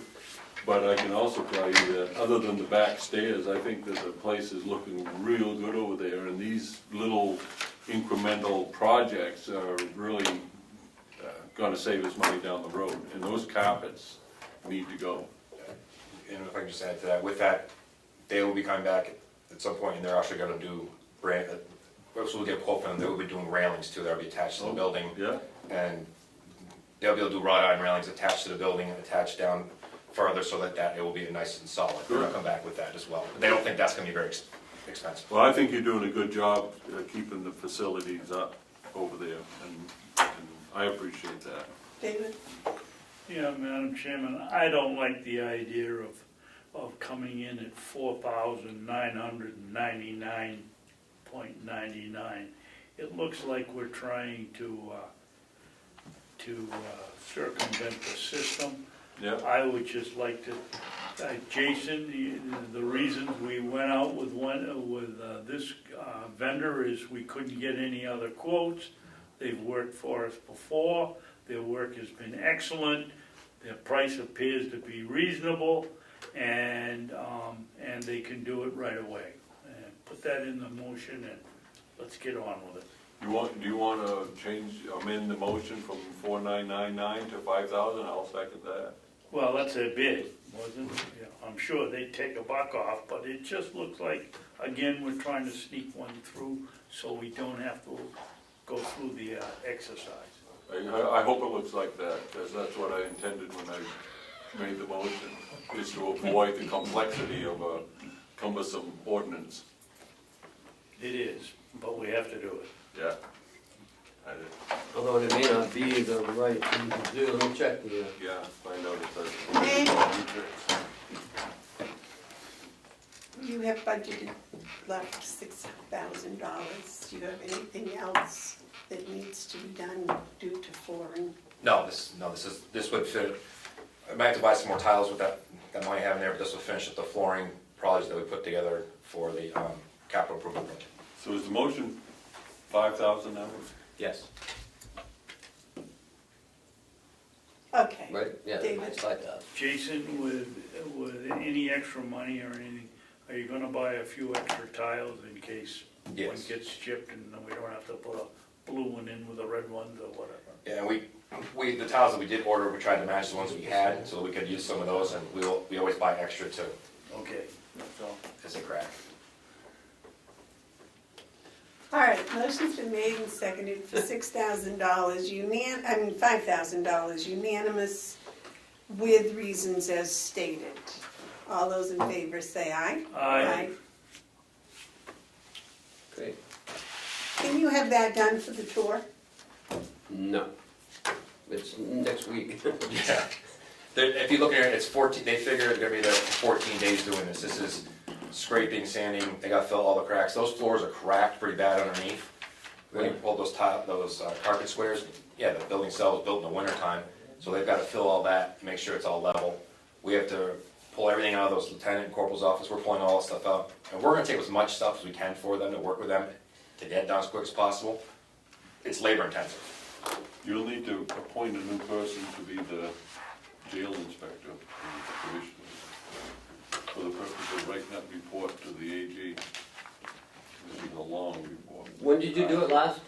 We did it a few times last year, a couple of times last year. Oh, this year. 2018. You did? Yeah, that's what I meant, Okay. this year. What was the last one, do you remember?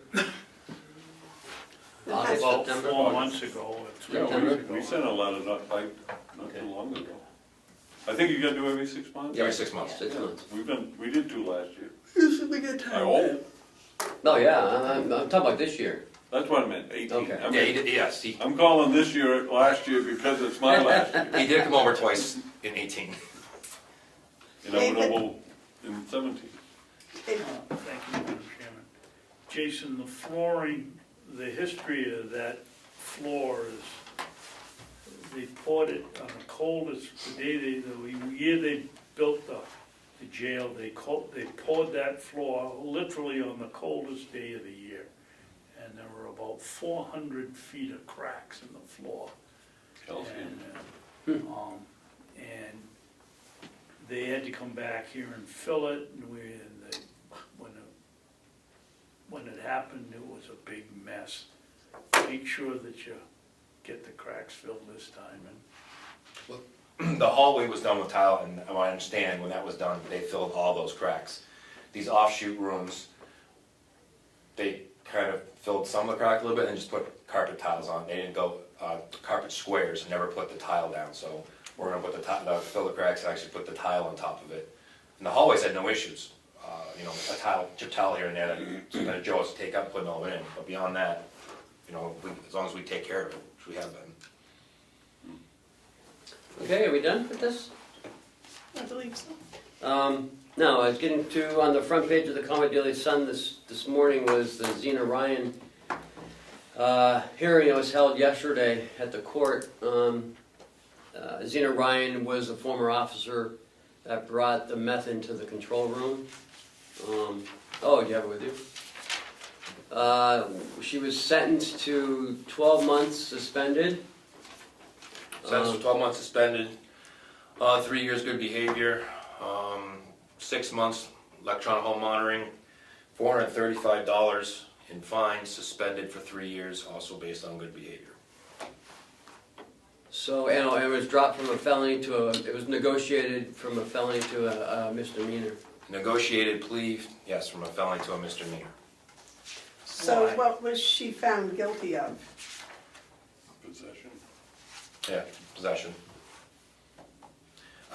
Basically, I'm here to say I'm disappointed in our system. Under the RSA 30B, penalties to articles delivered or delivery of articles prohibited and articles delivered, any article of possession of which is unlawful shall be guilty of a Class B felony. Most of these cases, they're dropped down to misdemeanors and there is jail time involved, a year jail time. I'm concerned this sent a poor message out to the law enforcement community of somebody who swore an oath. I have actually held other correctional officers at our facility who have done similar instances and gotten time for it. Our county negotiated up front without going to trial what I think and I believe is not a very good move for law enforcement. My staff are victims to this. They're only going to find this. They never reached out to his victims. I wasn't spoken to ahead of time what this plea was going to be either, so no input from the jail.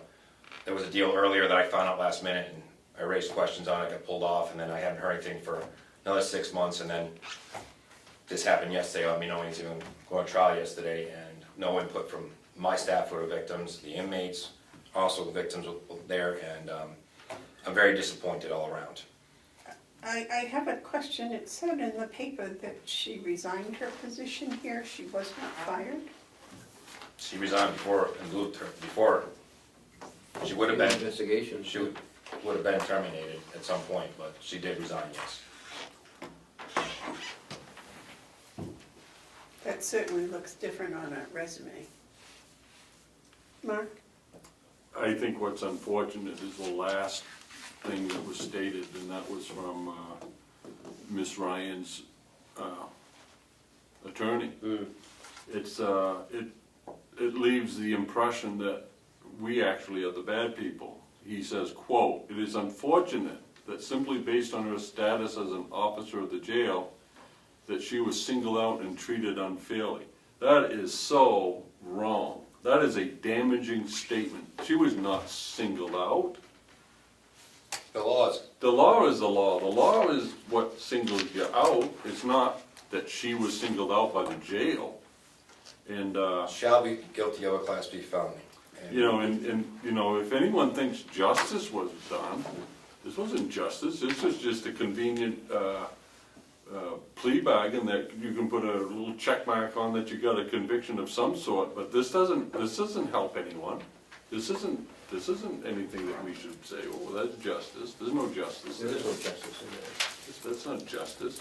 And then until the judges start waking up in this state, and in this county, and then do some truth in sentencing, this is just gonna get worse. If this was in another county, the offenders that come in get charged with this when they bring it in, because, Class B felony and goes down to misdemeanor. Usually they get either added jail time or continued jail time or whatever on it. And I will speak for the jail, and I will speak personally out of law enforcement, I do think you're held to a higher standard. For sure. You have an officer's oath, which, if you will indulge me, every officer says, I state your name, do solemnly swear and affirm that I will obey and support the Constitution and laws of the United States of America and the state of New Hampshire, and obey all the orders and instructions of the county superintendent, correction superintendent, and those of their designated representatives, and will faithfully discharge to the best of my ability the duties assigned to me as a county corrections member of the law enforcement community in New Hampshire. Why am I, me and my people, and every law enforcement person out there swearing to an oath if it means nothing? That is what I'm most disappointed in, and just point out last part there, we should be held to a higher standard. I think that the public demands that, and that's just what I have to say on it. I mean, there's nothing I can do except for it. I am disappointed in the system. But what's unfortunate is that this doesn't make it into the paper. That last sentence is what's hanging there, and that last sentence makes it look like we're the bad guys because we insist on following the law. David, you had a comment? Yeah, I think it's a disgusting twist of justice. This young lady was in charge of the control room, she's in there smoking dope, and she walks away, Well, let's not go there. I mean, she was found in possession, there was no, I just want to make sure there's no smoking else, but she was found in possession of drugs she was not supposed to have She inside was her. found guilty of having possession of Correct. drugs in the control jail, booth. and she should, just by her position alone, be held to a higher standard. It should be enhanced And I penalties. think it's disgusting. Should be enhanced penalties. No wrong. Yeah. I believe everybody needs, if they need help, they need help. Treatment, everything else, but you still, like the healthy balance, even talk about our programs, you're held to a standard. And I do believe, and I firmly believe, that law enforcement and public officials are held to a higher standard. I hold myself to a higher standard. If I screw up, I'm going to jail. I've seen over my career that you are held to a higher standard. And this is why I'm very disappointed in this negotiated plea, the way it came out, not held to a higher standard. She had a better lawyer than we did. David? I think that as far as we as a board are concerned or we should be concerned, is why there was no interaction between the county attorney and the superintendent of the jail in the issue. I know it's her job to prosecute, but my God, I would think there'd be some communication between the two. There's a clear arrow that points to, in this instance, this crime produced a victim, and that victim is the reputation of the House of Correction. Right. There was a victim in this that didn't get any victim assistance, and that victim wasn't notified of the case being heard, wasn't notified of the plea bargain. Is this how we treat victims? We don't let them know when the case is going to court trial, when plea bargains are being negotiated? I believe that the county had every right to be notified, just like any other victim is notified, and we weren't. Well, I hope in the future that, we are notified. Should be. If you're a victim, you should be notified. It's part of what that victim. No, you said one Office is time for. you reached out, there was another agreement and you reached out and, There was agreement, I guess, 6 months ago or so longer. We found at the last second there was something on the table where again, no jail time. I found last second from the major who got some information, I called over here and they pulled that. And then, of course, the public defender's office and my office want to know why I had it pulled. And again, I said the same thing, higher standard, this is what the law is, everything else. I have asked when this was going to trial. I don't mean to speak ill of no department head, but I have asked when this was going to trial as late as this past Monday. And I got no information, didn't know when it was, and then it happened yesterday. And I would have been there. The last time you expressed your opinion, they pulled back, they did away with the agreement, right? Correct. I think the commissioners ought to be writing a letter to the county attorney expressing our hope that on any future cases involving the county, where the county has been victimized, that we would be treated as a victim through her office. And that should be an ongoing thing. We should be, you know, it happened to us, that makes us a victim. We have every right under the procedures of being treated like a victim. And not to be notified is contrary to that, and I think we need to express that, if that is the position. But Jason had already expressed. No, I'm telling you his- as a commissioner that we Oh, expect the that we. commissioners should have been notified? Yes, and through him, if he's notified, he comes and tells us, but He'd already expressed his opinion. yeah, but we're saying they didn't in this time. Right. They didn't, the victim wasn't listened to this time. And so the next time, please listen to the victim, if it's the county, But he was listened to. not this They time. No. stopped the proceedings. No, They stopped that was 6 months ago, and then I was not told when this was. Your what opinion this- didn't change any. What this though, deal did was it? going to be, and it should have been notified when it was going to be on. But you trial. hadn't changed your opinion. Victims are always I told, wouldn't have changed my opinion, Exactly. and, 1 second, Commissioner. When I came in this morning dealing with my staff, the ones that were actually on, that actually had to deal with this, they are hurt, they feel it's been slapped in the face, they did their job. It's never easy to step up to the plate, do the right thing, report the stuff you're supposed to, and what message does it send to them? David? Commissioner Bevard, do you understand, or I feel that you don't understand, that this reflects on this board, as well as Jason, as well as the House of Corrections? That people are gonna read this and think that we, or Jason, all got together and thought that it was okay that this woman is plea bargains out of a felony to a misdemeanor, and that we okayed it. It's lousy. it reads that way. It appears that we. That's your newspaper. Not my newspaper. Can I finish, please? Yes, sir, go ahead. Well, when you're out of gas. What? Yes. No, It we're just fixing a shoe. reflects on us, and it gives the appearance that we okayed it, and we didn't know anything about it. And Jason, who should have been involved in from the start, wasn't even involved. I think it's terrible. Well, anybody that knows me knows I would not have approved anything such as that, so. So, are we writing a letter? Yes. Well, I'm only one. Yeah. I'll make a Well, I gotta motion, get two. I'll make a motion to Three. write a letter. Write a letter and specifically addressing that in future cases, please, that involve the county, that when we're the victim, that we be treated As a accordingly. victim. When we're the victim, we be treated as a victim. Right. Throughout the proceedings, Yeah. all the way to the end. Okay. I got it.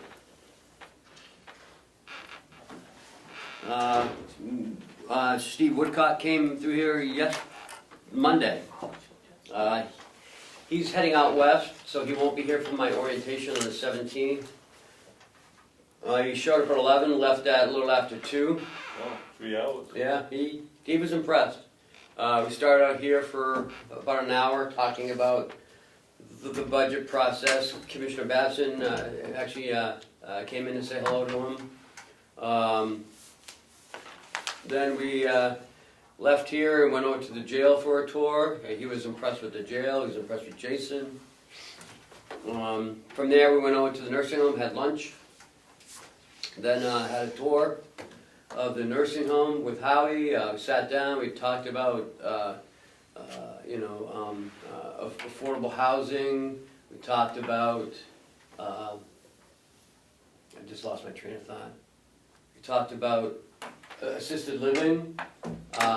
He's all for assisted living, and I guess up in the Mount Washington Valley, affordable housing is nowhere to be found. It's for pretrial electronic monitoring as well, out in the community for bail. He believes in that as well too, which is good. Goes along He's with programs. also wondering why we haven't leased out the annex. I said we tried. Cheryl, you had a question. I'm sorry. The motion was never finished. Commissioner Babson made a motion to write the letter. I think that Commissioner Yeah, Hounsell second, seconded yeah. it, but there was no vote. Oh, Oh, I thought I took a vote. No, we don't, you said 2-1. No, I said all three of you agree, I guess, so, well, we know how to vote on the motion. okay. Would you read the motion? It's a motion.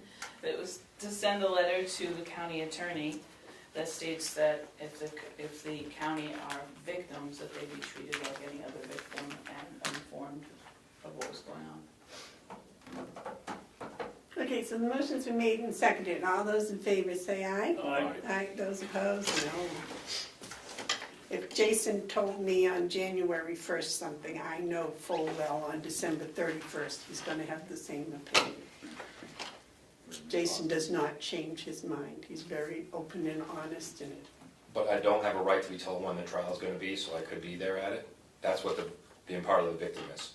I asked on Monday, no offense to anybody, when it was. I was told by the county attorney she was unsure when it was coming up, but it was on Wednesday. I asked Monday, No, it was on Tuesday.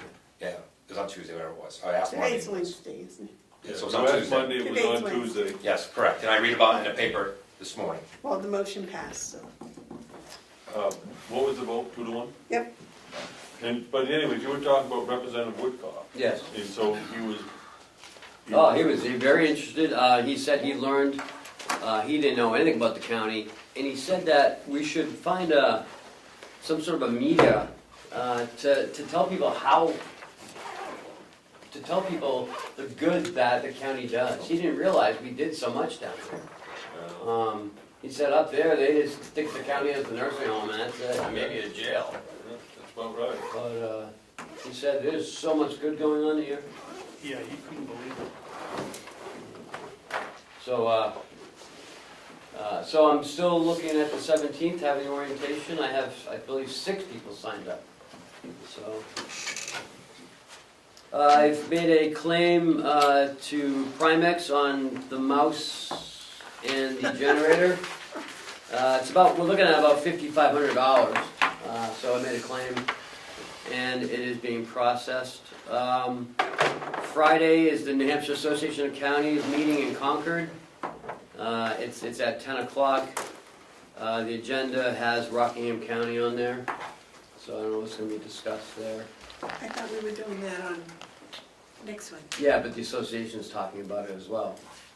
So I don't know what they're talking about on the 5th, on the 7th, 5th. Should we all go Friday then?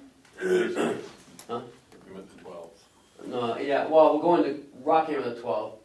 That's what- 7th is the The regular Association of County Friday meeting, yeah, monthly meeting. first But you Friday. said they're gonna talk about Rockingham. Yeah, well, it's on the agenda, so, Should we all go? I don't know, I don't, We were all gonna go next Wednesday. I'm wondering if they're gonna talk about it Friday and it won't be necessary. oh, no, they're gonna talk about it on Wednesday, down to Rockingham. I don't think Rockingham's going to the meeting. I think they're just talking about it. I'll check into more and I'll send you guys an email. I have to leave, I can only work half a day Friday, cause I'm going away, so, I may not be going to that, so. Well, I'm not going to it. Yeah. The Siemens project update, we're working with Liz and Ken and the bank. We're having a conference call at 2 o'clock, try to wrap this thing up.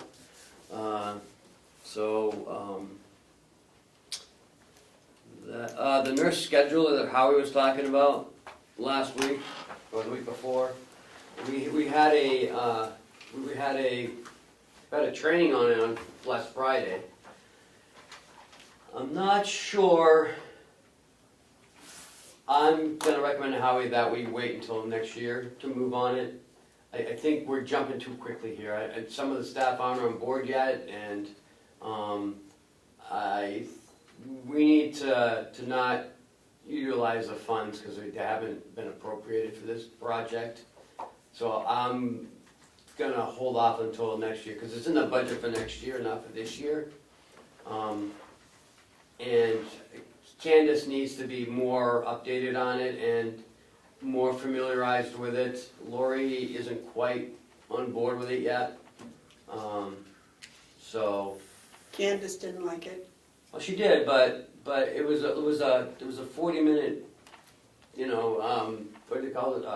Presentation. Excel, Webinar. yeah, webinar. Oh, they didn't come in person? No. So here's the thing, the motion was to approve it if they were satisfied. Right, if everyone was And satisfied. they're not, so there's no approval for it. Right, so I'm gonna hold off. Yeah, I think so, I think I was rushing it. yeah. I You're probably right, but I think it's better to go slow. Yes. Because it was to be based on Candace's. I think what Howie was trying to do is save us, what, $3,500 Yeah. or something like that, which is admirable, but I think you're better to Absolutely. go slow. That's it. That's one you got right, Commissioner Babson. Thank you. You're welcome. Okay. There's so few that he remembers them. It's so few, I can remember the few you get right. Okay, any commissioner updates? Yes. David? Monday, I attended the Ossipee Selectmen's meeting to talk about the roundabout and the potential financial, I won't say disaster that it is gonna bring, but financial ramifications.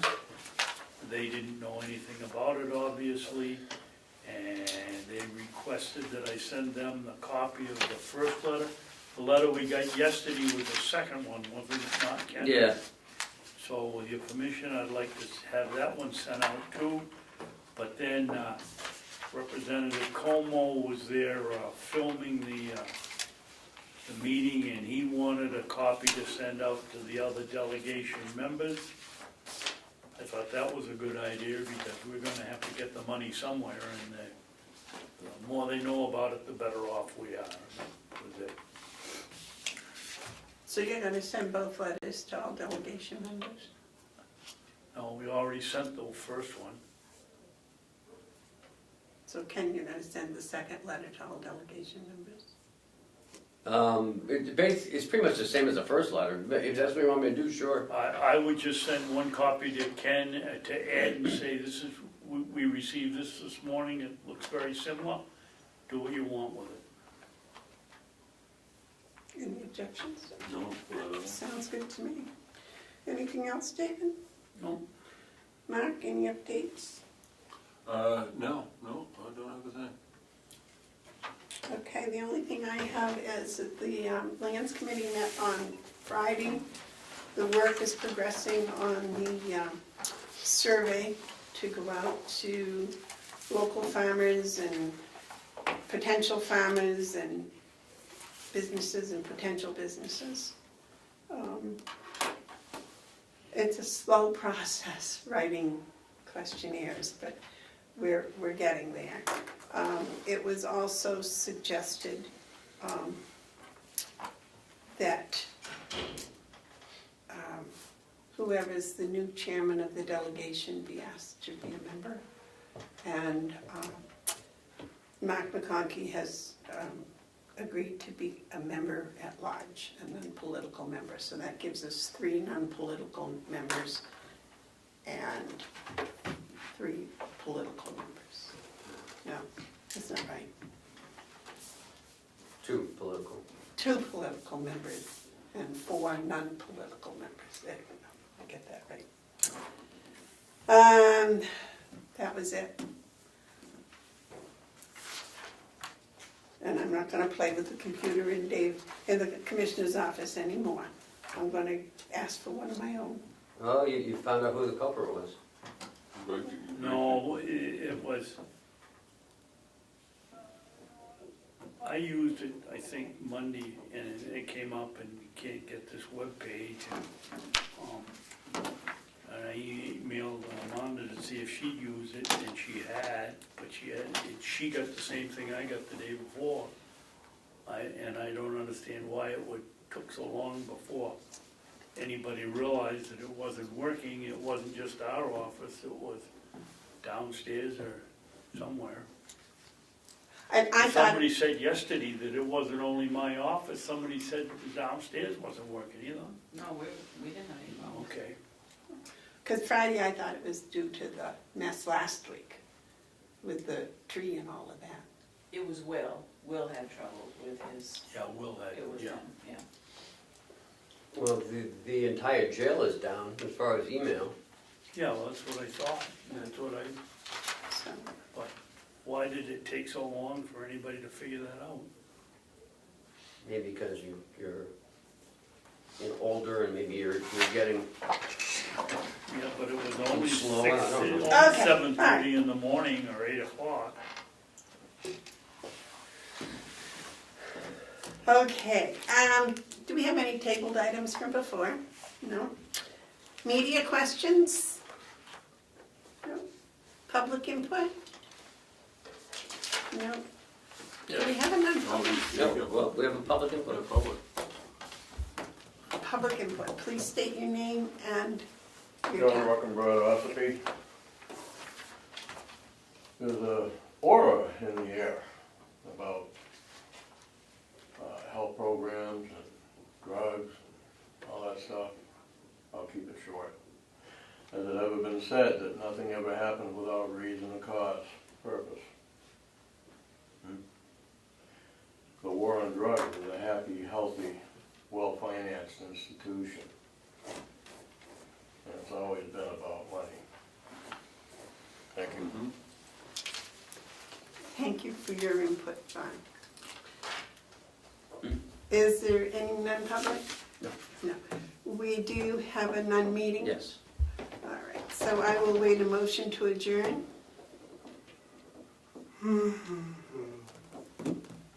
Second. Laura, don't make the motion. Second, third. All those in favor of adjourning say aye. Aye. Aye. Aye. All right.